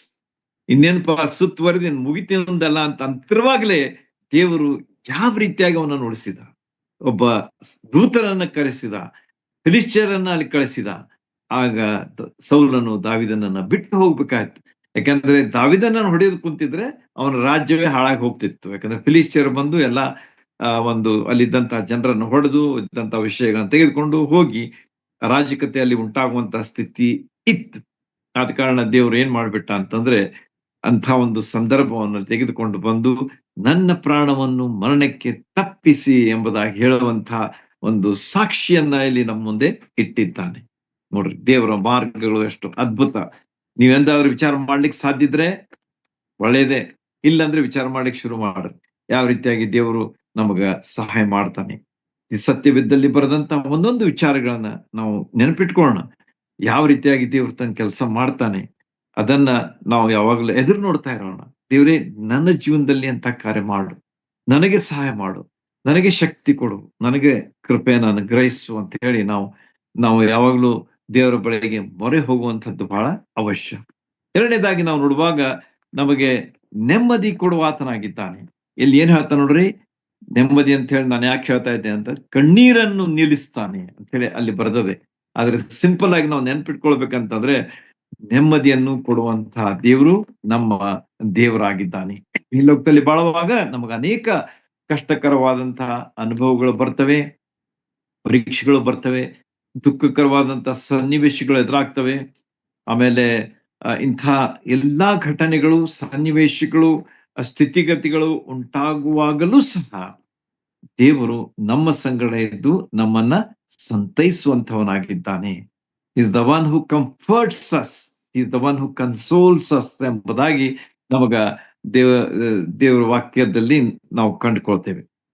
ಕೀರ್ತನೆಗಾರನ ಅನುಭವ ಅಷ್ಟೇ ಅಲ್ಲ, ಇನ್ನೂ ದೇವರ ವಾಕ್ಯದ ಎಲ್ಲಾ ಭಕ್ತರ ಅಲ್ಲಿ ಅನುಭವಗಳು ಸಹ ಇದೇ ಆಗಿದ್ದವು ಎಂಬುದಾಗಿ ನಮಗ ತಿಳಿದು ಬರ್ತದೆ. ಪೌಲನು ಒಂದು ಸುಂದರವಾದಂತಹ ವಚನವನ್ನ ಮುಂದಿಟ್ಟಿದ್ದಾನೆ. ನೋಟ್ ಮಾಡ್ಕೊಡ್ರಿ, ನೆನ್ಪಿಟ್ಕೊಡ್ರಿ, ಇದನ್ನ ನಿಮ್ಮ ಜೀವನದಲ್ಲಿ ಅನುಭವಿಸ್ರಿ. 2 ಕೊರಿಂಥ ಮೊದಲನೇ ಅಧ್ಯಾಯ 2 ಕೊರಿಂಥ ಮೊದಲನೇ ಅಧ್ಯಾಯ 3-4 ವಚನಗಳಲ್ಲಿ ಪೌಲನು ಅದ್ಭುತವಾದಂತಹ ಒಂದು ವಚನವನ್ನ ನಮಗಾಗಿ ಇಟ್ಟಿದ್ದಾನೆ. 2 Corinthians 1st chapter 3 and 4 ಮೊದಲನೇ ಅಧ್ಯಾಯ 3 ಮತ್ತು 4 ವಚನಗಳಲ್ಲಿ ಪೌಲನು ಏನ್ ಹೇಳ್ತಾನೆ ನೋಡೋಣ. ಇದು ನಮ್ಮ ಕರ್ತನಾದಂತಹ ಯೇಸು ಕ್ರಿಸ್ತನ ದೇವರು ತಂದೆಯೂ ಆಗಿರುವ ಆತನಿಗೆ ಸ್ತೋತ್ರವಾಗಲಿ. ಆತನು ಕನಿಕರವುಳ್ಳ ತಂದೆಯೂ ಸಕಲ ವಿಧವಾಗಿ ಸಂತೈಸುವ ದೇವರು. ನೋಡ್ರಿ, ಎಷ್ಟು ವಿಶೇಷವಾದಂತ ಮಾತನ್ನ ಇಲ್ಲಿ ಪೌಲನು ನಮ್ಮ ಮುಂದೆ ಇಟ್ಟಿದ್ದಾನೆ. ಹಳೆ ಒಡಂಬಡಿಕೆಯಲ್ಲಿ ಕಣ್ಣೀರನ್ನು ನಿಲ್ಲಿಸುವವನು ಅಂತ ಹೇಳಿ ಬರ್ತದೆ. ಹೊಸ ಒಡಂಬಡಿಕೆಯಲ್ಲಿ ನಾವು ಬರುವಾಗ ಸಕಲ ವಿಧವಾದಂತಹ ಸಂತೈಸುವ ದೇವರು, ಸಕಲ ವಿಧವಾಗಿ ಸಂತೈಸುವಂತಹ ದೇವರು. ಸಕಲ ಅಂತಂದ್ರೆ ಎಲ್ಲ, ಆಲ್, ಅದರಲ್ಲಿ ಯಾವುದೂ ಬಿಟ್ಟಿಲ್ಲ. ಎಲ್ಲಾ ವಿಷಯಗಳಲ್ಲಿ ಆತನು ನಮ್ಮನ್ನ ಸಂತೈಸುತ್ತಾನೆ. ಇದಕ್ಕಿಂತ ಹೆಚ್ಚಿಂದ ಏನ್ ಬೇಕು ನಾವು ನಮ್ಮ ಜೀವನದಲ್ಲಿ? ನಾವು ಸಂತೈಸುವಿಕೆಯನ್ನ ಅಲ್ಲಿ ಇಲ್ಲಿ, ಆ ಜನರಲ್ಲಿ, ಈ ಜನರಲ್ಲಿ, ಆ ವಿಷಯದಲ್ಲಿ, ಈ ವಿಷಯದಲ್ಲಿ ಹುಡುಕ್ತೇವೆ. ಆದ್ರೆ ದೇವರು ನಮಗೆ ತನ್ನಲ್ಲೇ ಇಟ್ಬಿಟ್ಟಿದ್ದಾನೆ. ಯೇಸು ಸ್ವಾಮಿಯವರಲ್ಲೇ ಇಟ್ಬಿಟ್ಟಿದ್ದಾನೆ. ತ್ರೈಕ ದೇವರಾದಂತಹ ತಂದೆ, ಮಗ, ಪರಿಶುದ್ಧಾತ್ಮನಲ್ಲಿ ನಮಗೆ ಅದನ್ನು ಇಟ್ಬಿಟ್ಟಿದ್ದಾನೆ. ಅದ ಕಾರಣ ನಾವು ಅಲ್ಲಿ ಹುಡುಕುದ್ರ ಅವಶ್ಯಕತೆ ಇಲ್ಲ. ನಾವು ನೇರವಾಗಿ ದೇವರ ಬಳಿಗೆ ಬರುವಾಗ ಅದು ನಮಗ ಸಿಗ್ತದೆ. ನೋಡಿ, ಹೇಳ್ತಾನೆ, ನಮ್ಮ ಕನಿಕರವುಳ್ಳ ತಂದೆಯು, ಆತನು ಕನಿಕರವುಳ್ಳ ತಂದೆಯು ಸಕಲ ವಿಧವಾದ ಸಂತೈಸುವ ದೇವರು ಆಗಿದ್ದು ನಮಗೆ ಸಂಭವಿಸುವ ಎಲ್ಲಾ ಸಂಕಟಗಳಲ್ಲಿ ನಮ್ಮನ್ನು ಸಂತೈಸುತ್ತಾನೆ. ಎಲ್ಲಾ ಸಂಕಟಗಳಲ್ಲಿ. ನೋಡ್ರಿ, ಎಷ್ಟು ನಾವು ನೋಟ್ ಮಾಡಿದ್ದೀವಿ ಇದನ್ನ. ಎಷ್ಟು ನಮಗ ಇದು ಒಳ್ಳೆಯ ಒಂದು ಆದರಣೆಯನ್ನು ಕೊಡ್ತದೆ. ಎಷ್ಟು ನಮಗೆ ಆತ್ಮೀಯ ಒಂದು ಧೈರ್ಯ ಕೊಡ್ತದೆ. ಆತ್ಮೀಯ ರೀತಿಯಲ್ಲಿ ಎಷ್ಟು ನಮ್ಮನ್ನ ಉತ್ತೇಜಿಸ್ತದೆ. ನಮ್ಮ ದೇವರು ನಮ್ಮನ್ನ ಎಲ್ಲಾ ವಿಧದಲ್ಲಿ ಸಂತೈಸುವವನಾಗಿದ್ದಾನೆ. ಎಲ್ಲಾ ಸಂಕಟಗಳಲ್ಲಿ ನಮ್ಮನ್ನ ಸಂತೈಸುವುದಕ್ಕೆ ಶಕ್ತನಾಗಿದ್ದಾನೆ. ನೋಡ್ರಿ, ನಮಗ್ ಬರುವಂತ ಸಂಕಟಗಳು ಬಹಳ ದೊಡ್ಡವು ಅಂತ ಹೇಳಿ ನಮ್ಗೆ ಅನಿಸ್ತದೆ. ಆದ್ರೆ ದೇವರು ಆ ಎಲ್ಲಾ ಸಂಕಟಗಳಿಗೆ ಪರಿಹಾರವನ್ನ, ಸಂತೈಸುವಿಕೆಯನ್ನ ನಮಗಾಗಿ ಇಟ್ಟಿದ್ದಾನೆ. ಎಷ್ಟು ವಿಶೇಷವಾದಂತಹ ಮಾತು ನಮಗ ಕೀರ್ತನೆಗಾರನಲ್ಲಿ ಮತ್ತು ಹೊಸ ಒಡಂಬಡಿಕೆಯ ವಚನಗಳಲ್ಲಿ ನಮಗ ಕಂಡು ಬರ್ತದೆ. ಸಂತೈಸದೇ ಇರುವಂತ ಸಂದರ್ಭವೇ ಇಲ್ಲ. ಯಾಕಂದ್ರೆ ಎಲ್ಲಾ ವಿಶೇಷ ಸಂಕಟಗಳಲ್ಲಿ ನಮಗೆ ಸಂತೈಸ್ತಾನೆ ಅಂತಂದ್ರೆ there is no other, there is nothing left. ಎಲ್ಲಾ ಸಂಕಟಗಳಲ್ಲಿ ನಮಗೆ ಸಂತೈಸ್ತಾನೆ. ಎಷ್ಟೋ ಸಲ ನಮ್ಮಷ್ಟಕ್ಕೆ ನಾವು ಚಿಂತಿಸ್ತೇವೆ, ಬಹಳಷ್ಟು ವಿಚಾರ ಮಾಡ್ತೇವೆ, ಏನ್ಪಾ, ಹೇಗೆ, ಏನು, ಹೆಂಗಿದ್ರಿಂದ ನಮಗ ಪರಿಹಾರ, ನಮಗ ಏನ್ ಮಾಡ್ಬೇಕು ಅಂತ ಹೇಳಿ ಎಷ್ಟೋ ಸಲ ನಾವು ಸಿಕ್ಕಿ ಹಾಕೊಳ್ತೇವೆ. We are caught up in this worldly thought. ಈ ಲೋಕದ ವಿಚಾರಗಳಲ್ಲಿ ಸಿಲುಕಿ ಹಾಕೊಳ್ತೇವೆ. ಆದರೆ ನಮ್ಮ ದೃಷ್ಟಿಯನ್ನ ನಾವು ಆ ಜೀವಗಳಂತಹ ದೇವರ ಕಡೆಗೆ ನಾವು ತಿರುಗಿಸಿ ನಾವು ಮೊರೆ ಹೋಗುವುದಾದ್ರೆ, ತಂದೆ, ಸ್ವಾಮಿ, ಸಹಾಯ ಮಾಡು, ನಾನೇನಾದ್ರೂ ತಪ್ಪು ಮಾಡಿದ್ರೆ ನನ್ ಕ್ಷಮಿಸು, ನನಗೆ ಬೇಕಾದಂತ ಕ್ಷಮೆಯನ್ನ ದಯಪಾಲಿಸು, ಅಷ್ಟೇ ಅಲ್ಲದೆ ನನಗೆ ಬೇಕಂತ ಪರಿಹಾರವನ್ನ ಕೊಡು. First we have to be right with God. ಯಾವಾಗ್ಲೂ ನಾವು ದೇವರ ಹತ್ರ ಬರುವಾಗ we have to be right with God. ನಮ್ಮನ್ನ ನಾವು ಸರಿಪಡಿಸ್ಕೊಂಡು ದೇವರ ಹತ್ರ ಹೋಗ್ಬೇಕು. ಸುಮ್ನೆ ಹೋಗಿ ದೇವರೇ ನನಗೆ ಹಾಗೆ ಮಾಡು, ಹೀಗೆ ಮಾಡು ಅಂತ ಹೇಳಿದ್ರೆ, when our relationship is not good, how can we ask God? ದೇವರು ನಿಜ, ಆತನು ಸಂತೈಸುವಂತವನಾಗಿದ್ದ ನಿಜ. ಆದ್ರೆ ನಮ್ಮ ಸಂಬಂಧವನ್ನ ನಾವು ಸರಿಯಾಗಿ ಇಟ್ಕೊಂಡಿರ್ಬೇಕು. ಅಂತಂದ್ರೆ ನಮ್ಮ ತಪ್ಪುಗಳನ್ನು ಒಪ್ಪಿಕೊಂಡು ಅರಿಕೆ ಮಾಡಿ ಪಶ್ಚಾತ್ತಾಪಟ್ಟು ಬಿಟ್ಟು ಆತನ ಬಳಿಗೆ ಹೋಗುವಾಗ ಖಂಡಿತವಾಗಿ ಆತನ ನಮಗೆ ಸಂತೈಸುವಿಕೆಯನ್ನ ಕೊಟ್ಟೇ ಕೊಡ್ತಾನೆ ಅನ್ನುವುದರಲ್ಲಿ ಯಾವ ಸಂದೇಹವಿಲ್ಲ. ಈ ರೀತಿಯಾಗಿ ನಾವು ಆತನ ವಿಷಯವಾಗಿ ಆತನನ್ನ ನಾವು ನಿರ್ಬಂಧಿಸಬಾರದು. We should not limit him. ಎಷ್ಟೋ ಸಲ ಹೇಳ್ತೀವಿ, ಏನ್ಪಾ ಇನ್ನೂ ಸ್ವಲ್ಪ, ಇಷ್ಟು ನಾವು ತೊಂದರೆಯಲ್ಲಿದ್ದೇವೆ, ಸ್ವಲ್ಪ ಕಡಿಮೆ ಮಾಡಿದ್ರೆ ಒಳ್ಳೇದಿತ್ತು ಅನ್ನುವಂಥ ವಿಚಾರಕ್ಕಿಂತ, ಸ್ವಾಮಿ ಈ ಒಂದು ಸಂಕಟದಲ್ಲಿ ನಮಗೆ ಪರಿಹಾರ ಕೊಡು ಎಂಬುದಾಗಿ ನಾವು ಹೇಳುವುದೇ ಲೇಸು. ನಾವು ಇದನ್ನ ಕಡಿಮೆ ಮಾಡು ಅಂತ ಹೇಳೋದಕ್ಕಿಂತ ಇದನ್ನ ನಾವು ಯಾವ ರೀತಿಯಾಗಿ ನಿಭಾಯಿಸಬೇಕು, ಎದುರಿಸಬೇಕು, ಇದನ್ನ ನಾವು ಅನುಭವಿಸ್ಬೇಕು ಅಥವಾ ಇದನ್ನ ಎದುರಿಸ್ಬೇಕೆಂಬಂತಹ ವಿಷಯವನ್ನ ನಾವು ಬೇಡಿಕೊಳ್ಳುವುದು ಲೇಸ್ ಅಂತ ಹೇಳಿ ನನಗನ್ನಿಸ್ತದೆ. ಯಾಕಂದ್ರೆ ಯೇಸು ಸ್ವಾಮಿ ದೇವರು ಯೇಸು ಸ್ವಾಮಿ ಪೌಲನಿಗೂ ಸಹ ಇದನ್ನೇ ಹೇಳ್ದ. 2 ಕೊರಿಂಥ 12ನೇ ಅಧ್ಯಾಯ 9ನೇ ವಚನದಲ್ಲಿ ನಾವು ಅದನ್ನ ಸ್ಪಷ್ಟವಾಗಿ ನೋಡ್ತೇವೆ. ಏನಂತ ಹೇಳಿ, my grace is sufficient for you, for my strength is made perfect in weakness ಅಂತ ಹೇಳ್ತಾನೆ. ನನ್ನ ಬಲವು ನಿನಗೆ ಸಾಕು, ಬಲಹೀನತೆಯಲ್ಲಿ ನನ್ನ ಬಲವು ಪೂರ್ಣ ಸಾಧಕವಾಗಿರ್ತದೆ ಎಂಬುದಾಗಿ ಹೇಳ್ತಾನೆ. ಇದಕ್ಕಿಂತ ಹೆಚ್ಚಿಂದ ಏನ್ ಬೇಕು ನಮ್ಮ ಜೀವನದಲ್ಲಿ? ದೇವರು ತನ್ನ ಕೃಪೆಯನ್ನ ಧಾರಾಳವಾಗಿ ನಮ್ಗೆ ಕೊಡ್ತಾನೆ. ಅದನ್ನ ಎದುರಿಸಿ ಮುಂದೆ ಹೋಗುವಂತ ಶಕ್ತಿಯನ್ನು ಕೊಡ್ತಾನೆ ಆ ಕೃಪೆಯಲ್ಲಿ. ಮತ್ತು ನಮ್ಮ ಜೀವನದಲ್ಲಿ ಅದ್ಭುತಗಳನ್ನ ಅನುಭವಿಸ್ಲಿಕ್ಕೆ ನಮಗ ಸಹಾಯ ಆಗ್ತದೆ. ಈ ರೀತಿಯಾಗಿ ನಾವು ಆತನ ವಿಷಯವಾಗಿ ನಿರ್ಬಂಧ ನಾವು ಹಾಕುವುದಕ್ಕಿಂತ ಆತನ ವಿಷಯಗಳಿಗೆ ಒಳಗಾಗಿ ನಾವು ಹೋಗೋದು ಒಳ್ಳೇದು. Let's not limit. ಸ್ವಲ್ಪ ಕಡಿಮೆ ಆಗಿದ್ರೆ ಒಳ್ಳೇದಿತ್ತು, ಅಥವಾ ಇದು ಹಾಗಿದ್ರೆ ಒಳ್ಳೇದಿತ್ತು, ಅಥವಾ ಹೀಗೆ ಆಗಿದ್ರೆ ಬಹಳ ನನಗೆ ಸಮಾಧಾನ ಆಗ್ತಿತ್ತು ಅಂತ ತಿಳ್ಕೊಳ್ಬೇಡ್ರಿ. ದೇವರ ಹತ್ರ ಒಪ್ಪಿಸ್ಕೊಡ್ರಿ. ಆಗ ಆತನು ಮಾಡುವಂಥದ್ದು ಎಲ್ಲಕ್ಕಿಂತಲೂ ಅದ್ಭುತವಾಗಿರ್ತದೆ. Always it is the best. It is most guaranteed, most assured ಎಂಬುದಾಗಿ ನಾನು ಹೇಳಲಿಕ್ಕೆ ಸಂತೋಷ ಪಡ್ತೇನೆ. ಯಾಕಂದ್ರೆ ನಮ್ಮ ದೇವರು ಖಾತ್ರಿಯ ದೇವರಾಗಿದ್ದಾನೆ. Is a living God, is a loving God and is a living God. ಪ್ರೀತಿಸುವಂಥವನು ಮತ್ತು ಜೀವಿಸುವಂಥವನು ಆಗಿರುವ ಕಾರಣ ಆತನು ಕೊಡುವಂತಹ ಪರಿಹಾರಗಳು ಅಷ್ಟೇ ಅದ್ಭುತವಾಗಿರ್ತವೆ ಎಂಬುದರಲ್ಲಿ ಯಾವ ಸಂಶಯ ಇಲ್ಲ. ಆದ ಕಾರಣ ಆತನು ನಮ್ಮ ಕಣ್ಣೀರನ್ನ ನಿಲ್ಲಿಸ್ತಾನೆ. He stops the tears from our eyes ಎಂಬುದಾಗಿ ನೋಡುವಾಗ ಆತನು ನಮ್ಮನ್ನು ಸಂತೈಸುವಂತವನು, ಎಲ್ಲಾ ವಿಷಯಗಳಲ್ಲಿ ಸಂತೈಸುವನು, ಎಲ್ಲಾ ಸಂಕಟಗಳಿಂದ ನಮ್ಮನ್ನ ಕಾಯುವಂತಹ ದೇವರು ನಮ್ಮ ದೇವರಾಗಿದ್ದಾನೆ ಎಂಬುದಾಗಿ ಇಲ್ಲಿ ಕಂಡು ಬರ್ತದೆ. ಮೂರನೇದಾಗಿ ನಾನು ಹೇಳ ಮುಗಿಸ್ತೇನೆ. ಮೂರನೇದು ಯಾವುದು ಅಂತಂದ್ರೆ, ನನ್ನ ಪಾದಗಳನ್ನು ಎಡವದಂತೆ ಕಾದಿದ್ದಿ ಎಂಬುದಾಗಿ ಹೇಳ್ತಾನೆ. ಅಂದ್ರೆ ದೇವರು ಇಲ್ಲಿ ಏನಾಗಿದ್ದಾನಂತಂದ್ರೆ ನಮ್ಮನ್ನು ಕಾಪಾಡುವ ಆತನಾಗಿದ್ದಾನೆ.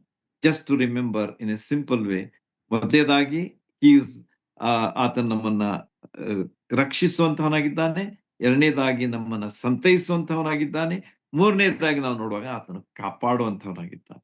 ಕೀರ್ತನೆಗಾರನ ಹೇಳೋ ಪ್ರಕಾರ ಮರಣದಿಂದ ತಪ್ಪಿಸ್ತಾನೆ ಅಂತ ಹೇಳ್ತಾನೆ. ಎರಡನೇದಾಗಿ ಕಣ್ಣೀರನ್ನ ನಿಲ್ಲಿಸ್ತಾನೆ ಅಂತ ಹೇಳ್ತಾನೆ. ಮೂರನೇದಾಗಿ ಪಾದಗಳನ್ನು ಎಳುವದಂತೆ ಕಾಯ್ತಾನೆ ಎಂಬುದಾಗಿ ಹೇಳ್ತಾನೆ. ಆದ್ರೆ ನಾವು ನೆನಪಿಡುವಕ್ಕಾಗಿ ಈಸಿಲಿ ರಿಮೆಂಬರ್ ಇದನ್ನ ನಾವು ನೆನಪಿಟ್ರೆ ಎಷ್ಟು ಅನುಕೂಲ ಆಗ್ತದೆ. ರಕ್ಷಿಸುವಂತವನು, ಸಂತೈಸುವಂತವನು, ಕಾಪಾಡುವಂತಹ ದೇವರು ನಮ್ಮ ದೇವರಾಗಿದ್ದಾನೆ ಎಂಬುದಾಗಿ. ಹೀಗೆ ನಮ್ಮನ್ನು ಆತನು ಅತ್ಯಂತ ಭರವಸೆಯ ದೇವರು ಆಗಿದ್ದಾನೆ. ಕಾಪಾಡುವುದರಲ್ಲಿ ಯಾವ ಒಂದು ನ್ಯೂನ್ಯತೆ ಇರುವುದಿಲ್ಲ. ದೇವರು ನಮ್ಮ ನಂಬಿಕೆಯ ಯಾತ್ರೆ ಸುಗಮವಾಗಿ ಇರಬೇಕು ಎಂಬುದನ್ನು ಆತನು ಬಯಸುವಂತವನಾಗಿದ್ದಾನೆ. The life journey of faith should be always good ಎಂಬುದಾಗಿ ದೇವರ ಒಂದು ಇಚ್ಛೆ ಆಗಿರುತ್ತದೆ. ನಾವು ಈ ಲೋಕದ ಯಾತ್ರೆ ಅಂದ್ರೆ ಈ ಲೋಕದಲ್ಲಿ ಕಳೆಯುವಂತಹ ಸಮಯ ಅದು ಏನಾಗಿರ್ಬೇಕು ಅಂತಂದ್ರೆ ನಂಬಿಕೆಯ ಯಾತ್ರೆ ಆಗಿರ್ಬೇಕು. It should not be dependent upon us or our capabilities, ಅಥವಾ ನಮ್ಮ ಸಾಮರ್ಥ್ಯಗಳ ಮೇಲೆ ಆತ್ಕೊಂಡು ಜೀವಿಸುವಂತದ್ದಲ್ಲ, ನಮ್ಮ ಹಣದ ಮೇಲೆ ಆತ್ಕೊಂಡು ಜೀವಿಸುವುದಲ್ಲ, ನಮ್ಮ ಪದವಿಗಳ ಮೇಲೆ ಆತ್ಕೊಂಡು ಜೀವಿಸುವುದಲ್ಲ. ಆದ್ರೆ ಆತನ ಮೇಲೆ ಆತ್ಕೊಂಡು ಜೀವಿಸುವಂಥದ್ದು ನಮಗೆ ಭರವಸೆದಾಯಕ ಜೀವನ ಆಗಿದೆ ಎಂಬುದಾಗಿ ನಮಗ ಇಲ್ಲಿ ಕಂಡು ಬರ್ತದೆ. ಹೀಗೆ ವೈರಿ ಅನೇಕ ಅಡೆತಡೆಗಳನ್ನು ಒಡ್ತಾನೆ. Satan is always there. ಅವನಿಂದ ನಾವು ಅಂದ್ರೆ ಯಾವಾಗ ನಾವು ಈ ಲೋಕ ಬಿಟ್ಟು ಹೋಗ್ತೇವೆ, ಸ್ವಾಮಿ ಬಳಿಗೆ ಹೋಗ್ತೇವೆ, ಅವಾಗಲೇ ನಮ್ಗೆ ತಪ್ತದೆ ಅದು. ಅಲ್ಲಿ ತನಕ ನಾವು ಬಿಡುದಿಲ್ಲ ನಮ್ಮನ್ನ. ಯೋಬನನ್ನ ಸಹ ನೋಡಿದ್ರಿ ನೀವು, ಎಂಥ ದೇವ ಭಕ್ತನು, ಅವನಿಗೂ ಸಹ ಬಿಡ್ಲಿಲ್ಲ. ಅವನು ಪರೀಕ್ಷೆ ಮಾಡೇ ಬಿಟ್ಟ, ಅವನನ್ನು ಶೋಧಿಸೇ ಬಿಟ್ಟ ಅಂತ ಹೇಳಿ ನಮ್ಗೆ ಗೊತ್ತದೆ. ಯೇಸು ಸ್ವಾಮಿನೇ ಬಿಡ್ಲಿಲ್ಲ. ಆತನು ಬಂದು ಆತನು ಶೋಧಿಸ್ತಾ 3 ಶೋಧನೆಗಳು ನಿಮ್ಗೆ ಗೊತ್ತಿವೆ. ಓಡ್ ಹೋಗ್ಬಿಟ್ಟ ಅವನು, ಆಗ್ಲಿಲ್ಲ ಅವನ ಕಡೆ ಯೇಸು ಸ್ವಾಮಿನ ಎದುರಿಸ್ಲಿಕ್ಕೆ ಆಗ್ಲಿಲ್ಲ. ಅಂಥ ರೀತಿಯಲ್ಲಿ ಇರುವಾಗ ನಾವು ಏನಾಗಿರ್ಬೇಕು ಅಂತಂದ್ರೆ, ನಮ್ಮ ನಂಬಿಕೆಯ ಜೀವನ ಅದು ಅತ್ಯಂತ ಭರವಸೆದಾಯಕವಾದಂತಹ ಒಂದು ಜೀವನ. ಯೇಸು ಸ್ವಾಮಿಯ ಮೇಲೆ ನಂಬಿಕೆ ಇಟ್ಟು ಕಾಪಾಡುವ ಆತನಲ್ಲಿ ನಾವು ಭರವಸೆ ಇಟ್ಟು ಮುಂದೆ ಹೋಗುವಾಗ ವೈರಿ ಅಷ್ಟೇ ಅಡ್ಡಿ ಅಂತ ಒಡ್ಡಿದ್ರು ಕೂಡ ಆತನು ಏನು ಮಾಡ್ಲಿಕ್ಕೆ ಆಗುವುದಿಲ್ಲ. ಮಾರ್ಗ ಇಕ್ಕಟ್ಟಾಗಿದ್ದು ನಿಜ. ಯಾಕಂದ್ರೆ ಯೇಸು ಸ್ವಾಮಿನೇ ಹೇಳ್ತಾರೆ, ನನ್ನ ಮಾರ್ಗ ಅದು ಇಕ್ಕಟ್ಟಾದದ್ದು, ಲೋಕದ ಮಾರ್ಗ ಅದು ಅಗಲವಾದದ್ದು, ಜನರು ಬಹಳ ಜನ ಹೋಗ್ತಾರೆ, ನರಕಕ್ಕೆ ಹೋಗ್ಬಿಡ್ತಾರೆ. ಆದ್ರೆ ನನ್ನನ್ನು ಹಿಂಬಾಲಿಸೋನು ಇಕ್ಕಟ್ಟಾದ ಮಾರ್ಗವನ್ನ ಬರ್ಬೇಕಾಗ್ತದೆ. ಬಹಳಷ್ಟು ಅಂದ್ರೆ it's not very easy to get inside. ಅದು ಇಕ್ಕಟ್ಟಾಗಿರ್ತದೆ, ಸ್ವಲ್ಪ ಪ್ರಯತ್ನ ಮಾಡಿ ಒಳಗೆ ಹೋಗ್ಬೇಕಾಗ್ತದೆ. ಆದ್ರೆ ಒಳಗೆ ಹೋದ್ಮೇಲೆ ನಮಗೆ ಸೌಭಾಗ್ಯ ಸಿಗುವಂತದ್ದಾಗಿದೆ. ಕೀರ್ತನೆ 16:11 ನೋಡುವ ಪ್ರಕಾರ ಈ ರೀತಿಯಾಗಿ ನಮ್ಮ ಸಂಪೂರ್ಣ ಲಕ್ಷ್ಯವನ್ನ ನಾವೇನ್ ಮಾಡ್ಬೇಕಾಗಿದೆ, ಕೇಂದ್ರೀಕರಿಸಿ ಲೋಕದಲ್ಲಿ ಜೀವಿಸಬೇಕಾಗಿದೆ. ಯಾರ ಮೇಲೆ ಕೇಂದ್ರೀಕರಿಸಬೇಕು? ಕರ್ತನಾದ ಯೇಸು ಸ್ವಾಮಿಯ ಮೇಲೆ ನಾವು ಕೇಂದ್ರೀಕರಿಸಿ ನಮ್ಮ ಹೆಜ್ಜೆಗಳು ತಪ್ಪಬಾರದು. ನೆನಪಿಟ್ಕೊಳ್ರಿ, ದೀಸ್ ಆರ್ ದ 2 ಥಿಂಗ್ಸ್. ಹೆಜ್ಜೆಗಳು ತಪ್ಪುವ ಚಾನ್ಸ್ ಇರ್ತದೆ. ಹೆಜ್ಜೆಗಳು ತಪ್ಪುವುದಂತಂದ್ರೆ ಏನು? ನಾವು ತಪ್ಪಿದ್ಕೊಳ್ಳಿ ಏನಾಗ್ಬಿಡ್ತದೆ, ಹೆಜ್ಜೆ ತಪ್ಪಿದ್ಕೊಳ್ಳಿ ನಾವು ದಾರಿ ತಪ್ತೇವೆ ಅಥವಾ ಬಿದ್ದು ಹೋಗ್ತೇವೆ. 2 ಥಿಂಗ್ಸ್ ಹ್ಯಾಪನ್. ಆದ ಕಾರಣ ಹೆಜ್ಜೆ ತಪ್ಪದೇ ಇರಬೇಕಾದಂತಹ ಒಂದು ಜೀವಿತ ನಮ್ದಿರ್ಬೇಕು. ಎರಡನೆಯದಾಗಿ ನಾವು ಮಾರ್ಗ ತಪ್ಪಬಾರದು. The road we should not miss. ನಾವು ಯೇಸು ಸ್ವಾಮಿಯ ಮಾರ್ಗದಲ್ಲಿಯೇ ನಾವು ಜೀವಿಸುವವರಾಗಿರ್ಬೇಕು. ಆ ಕಡೆ ಈ ಕಡೆ ನಾವು ನೋಡುವುದಾದ್ರೆ ನಾವು ತಪ್ಪಿ ಹೋಗ್ತೇವೆ, ಬಿದ್ದು ಹೋಗ್ತೇವೆ, ಸೋತ್ ಹೋಗ್ತೇವೆ. ಅದರಲ್ಲಿ ಜಯ ಇಲ್ಲ, ಅದರಲ್ಲಿ ಯಶಸ್ಸು ಇಲ್ಲ. ಆದ್ರೆ ಯೇಸು ಸ್ವಾಮಿಯ ಮಾರ್ಗ ಇಕ್ಕಟ್ಟಾದ ಮಾರ್ಗ, ಅದು ಸರಿಯಾದಂತ ಮಾರ್ಗ. ಯಾಕಂದ್ರೆ ಯೇಸು ಸ್ವಾಮಿನೇ ಹೇಳಿದ್ದಾರೆ, ನಾನೇ ಮಾರ್ಗವು ಸತ್ಯವು ಜೀವವಾಗಿದ್ದೇನೆ, ನನ್ನನ್ನು ಅನುಸರಿಸುವವನು ಆ ತಂದೆಯ ಬಳಿಗೆ ಬರ್ತಾನೆ ಎಂಬುದಾಗಿ ನಮಗೆ ಸ್ಪಷ್ಟವಾಗಿ ನಾವು ಯೋಹಾನ್ ಸುವಾರ್ತೆಯಲ್ಲಿ ಅದನ್ನ ಕಾಣ್ತೇವೆ. ಈ ರೀತಿಯಾಗಿ ನಮ್ಮ ಜೀವನದಲ್ಲಿ ದೇವರು ನಮ್ಮನ್ನ ಕಾಪಾಡುವ ಆತನಾಗಿದ್ದಾನೆ. ಬೀಳದಂತೆ ಕಾಪಾಡಲು ಆತನು ಸಿದ್ಧನಾಗಿರ್ತಾನೆ. ಆದ ಕಾರಣ ನಮ್ಮನ್ನ ಹಿಡಿಯೋದಕ್ಕಾಗಿ ನಾವು ಎಷ್ಟೋ ಸಲ ತಪ್ಪುವಂತಹ ಸ್ಥಿತಿಯಲ್ಲಿ ಇದ್ರೂ ಕೂಡ ಆತ ನಮ್ಮನ್ನ ಹಿಡಿದು ನಮ್ಮನ್ನ ಸರಿಯಾದ ರೀತಿಯಲ್ಲಿ ನಡೆಸಲಿಕ್ಕೆ ಶಕ್ತನಾಗಿದ್ದಾನೆ. ಆದ ಕಾರಣ ಆತನ ನಿಕಟವರ್ತಿಗಳಾಗಿರ್ಬೇಕು. We should be always in close association with the Lord Jesus Christ. ಯೇಸು ಸ್ವಾಮಿಯೊಂದಿಗೆ ಸಮೀಪದ ಸಂಪರ್ಕವನ್ನು ನಾವು ಹೊಂದಿರುವಾಗ ನಾವು ಯಾವಾಗಲೂ ಆತನು ಕಾಯುವಂಥದ್ದರ ಅನುಭವವನ್ನ ಹೆಚ್ಚಾದ ರೀತಿಯಲ್ಲಿ ಅನುಭವಿಸಲಿಕ್ಕೆ ಸಾಧ್ಯವಾಗ್ತದೆ. ಈ ರೀತಿಯಾಗಿ ಯೇಸು ಕರ್ತರು ನಮ್ಮನ್ನು ಮರಣದಿಂದ ತಪ್ಪಿಸಿದ್ದಾರೆ, ಕಣ್ಣೀರಿನಿಂದ ತಪ್ಪಿಸಿದ್ದಾರೆ, ಪಾದ ಎಡವಿ ಬೀಳದಂತೆ ನಮ್ಮನ್ನ ಬಿಡಿಸಿದ್ದಾರೆ. ಎಂಥ ಅದ್ಭುತವಾದಂತಹ ಜೀವನ ನಮ್ಮ ಜೀವನ, ಕ್ರಿಸ್ತಿಯ ಜೀವನ ನಮ್ಮದು ಎಷ್ಟು ಒಳ್ಳೆಯ ಒಂದು ಜೀವನ ಆಗಿದೆ ಅಂತ ಹೇಳಿ ನಮಗೆ ಇದರಿಂದ ನಾವು ಕಂಡುಕೊಂಡಿದ್ದೇವೆ. ಇಂತಹ ಸರ್ವಶ್ರೇಷ್ಠನು ನಮ್ಮ ಕರ್ತನಾದ ಯೇಸು ಕ್ರಿಸ್ತನಾಗಿದ್ದಾನೆ. ಒಂದು ವಿಚಾರ ಹೇಳಿ ಮುಗಿಸ್ತೇನೆ, ನಿಮಗೆ ಹೆಚ್ಚು ವಿವರಿಸುವುದಿಲ್ಲ. ದಾವೀದನಂತ ಕೀರ್ತನೆ ಅದೇ ಮೊದಲೇ ಸಮುವೇಲ 26ನೇ ಅಧ್ಯಾಯಕ್ಕೆ ನೀವು ಬರುವಾಗ ಅಲ್ಲಿ ಒಂದು ಮಾತು ನಮಗ ಕಂಡು ಬರ್ತದೆ. ಚಾಪ್ಟರ್ 26 23ರಲ್ಲಿ ಅಲ್ಲಿ ಯಾವ ರೀತಿಯಾಗಿ ದೇವರು ಅವನನ್ನ ಉಳಿಸಿದ ಅಂತ ಹೇಳಿ ನಾವು ನೋಡಿದ್ವಿ. ಈಗ 30ನೇ ಅಧ್ಯಾಯಕ್ಕೆ ಬರ್ರಿ, ಸಾರಿ ನಾಟ್ 26, 30th ಚಾಪ್ಟರ್. ಅಲ್ಲಿ ಏನಾಗ್ತದೆ ಅಂತಂದ್ರೆ ಅಲ್ಲಿ ಎಲ್ಲವೂ ಅವನು ಕಳ್ಕೊಂಡ ಅಂತ. ಜಸ್ಟ್ ಓದ್ರೆ ಅದನ್ನ ಬಹಳ ಬಹಳ ನೈಸ್ ಚಾಪ್ಟರ್ ಇಟ್ ಈಸ್. ಅದನ್ನ ನೀವು ಓದಿದ್ರೆ ನಿಮ್ಗೆ ಬಹಳಷ್ಟು ಆದರಣೆ ಸಿಗ್ತದೆ. ದೇವರು ನಮ್ಮನ್ನು ಯಾವ ರೀತಿ ಕಾಪಾಡ್ತಾನೆ ಎನ್ನುವಂಥದ್ರ ಒಂದು ಹೆಚ್ಚಾದಂತಹ ಒಂದು ಪ್ರೋತ್ಸಾಹ ನಿಮಗೆ ಅದರಲ್ಲಿ ಸಿಗ್ತದೆ. 30ನೇ ಅಧ್ಯಾಯ ಮೊದಲೇ ಸಮುವೇಲ. ಅಲ್ಲಿ ಏನಾಗ್ತದೆ ಅಂತಂದ್ರೆ ಚಿಕ್ಲಗ್ ಎಂಬಂತ ಊರಿನಲ್ಲಿ ದಾವೀದ ಬರ್ತಾನೆ. ಆತನು ಹೊರಗೆ ಹೋಗಿ ತನ್ನ ಕೆಲಸ ಮುಗಿಸ್ಕೊಂಡು ಬರುವಾಗ ಆ ಊರಲ್ಲಿ ಏನೂ ಇರೋದಿಲ್ಲ, ಎಲ್ಲಾ ಹೋಗ್ಬಿಟ್ಟಿರ್ತದೆ ಹಾಳಾಗಿ. ಆಗ ಅವನು ಜನರು ಹೋಗ್ಬಿಟ್ಟಿರ್ತಾರೆ, ಅವನ ಹೆಂಡತಿ ಮಕ್ಕಳು ಅವನು ಕೂಡಿದ್ದವ್ರು ಎಲ್ಲರೂ ತೆಗೆದುಕೊಂಡು ಹೋಗ್ಬಿಟ್ಟಿರ್ತಾರೆ. ಯಾರು ಹೋಗಿರ್ತಾರೆ? ಅಮಾಲೇಕ್ಯರು ಬಂದು ತೆಗೆದುಕೊಂಡು ಹೋಗ್ಬಿಟ್ಟಿರ್ತಾರೆ. ಆಗ ದಾವೀದನು ಏನ್ ಮಾಡದ ಅಂತಂದ್ರೆ ತನ್ನ ದೇವರಾದ 7ನೇ ವಚನ ನೋಡ್ರಿ, ಆದರೂ ಅವನು ಇಂಥ ಪರಿಸ್ಥಿತಿಯಲ್ಲಿ ಅವನು ಹೋದಲ್ಲ, ಜನರು ಸಹ ಅವನು ಕಲ್ಲೆಸೆದು ಕೊಲ್ಬೇಕೆಂದಿದ್ರು. ಕಲ್ಲೆಸೆದು ಕೊಲ್ಬೇಕೆಂದಿದ್ರು. Who is going to protect him? ಅವನನ್ನು ಕಾಪಾಡುವಂತವ್ರು ಯಾರೀಗ? ಅವನ ಜನರೇ ಅವನನ್ನು ಕಲ್ಲೆಸೆದು ಕೊಲ್ಲಿಕ್ಕೆ ರೆಡಿ ಆಗಿದ್ದಾರೆ. ಆಗ ಅವನು ಮಾಡಿದಂತಹ ಒಂದು ವಿಷಯವನ್ನು ನೆನಪಿಟ್ಕೊಳ್ರಿ, ಬಹಳ ಸುಂದರವಾದಂತಹ ರೀತಿಯಲ್ಲಿ ಅವನು ಹೇಳ್ತಾನೆ ನೋಡ್ರಿ.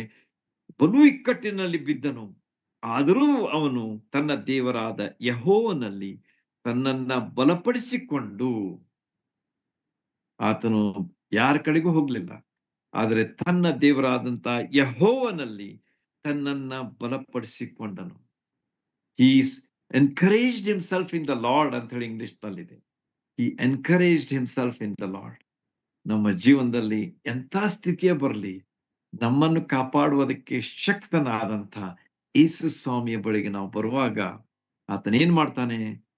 ನೀವು ಮುಂದೆ ಓದಿದ್ರೆ ಅದನ್ನ ದೇವರು ಅದ್ಭುತವಾದ ರೀತಿಯಲ್ಲಿ ನಡೆಸ್ತಾನೆ. ವೈರಿಯೇ ಬಂದು ಅವನಿಗೆ ಗೈಡೆನ್ಸ್ ಕೊಡ್ತಾನೆ, ಅವರಿಗೆ ಇಂತಿಂತಲ್ಲಿದ್ದಾರೆ ಹೋಗ್ರಿ ಅಂತ ಹೇಳಿ.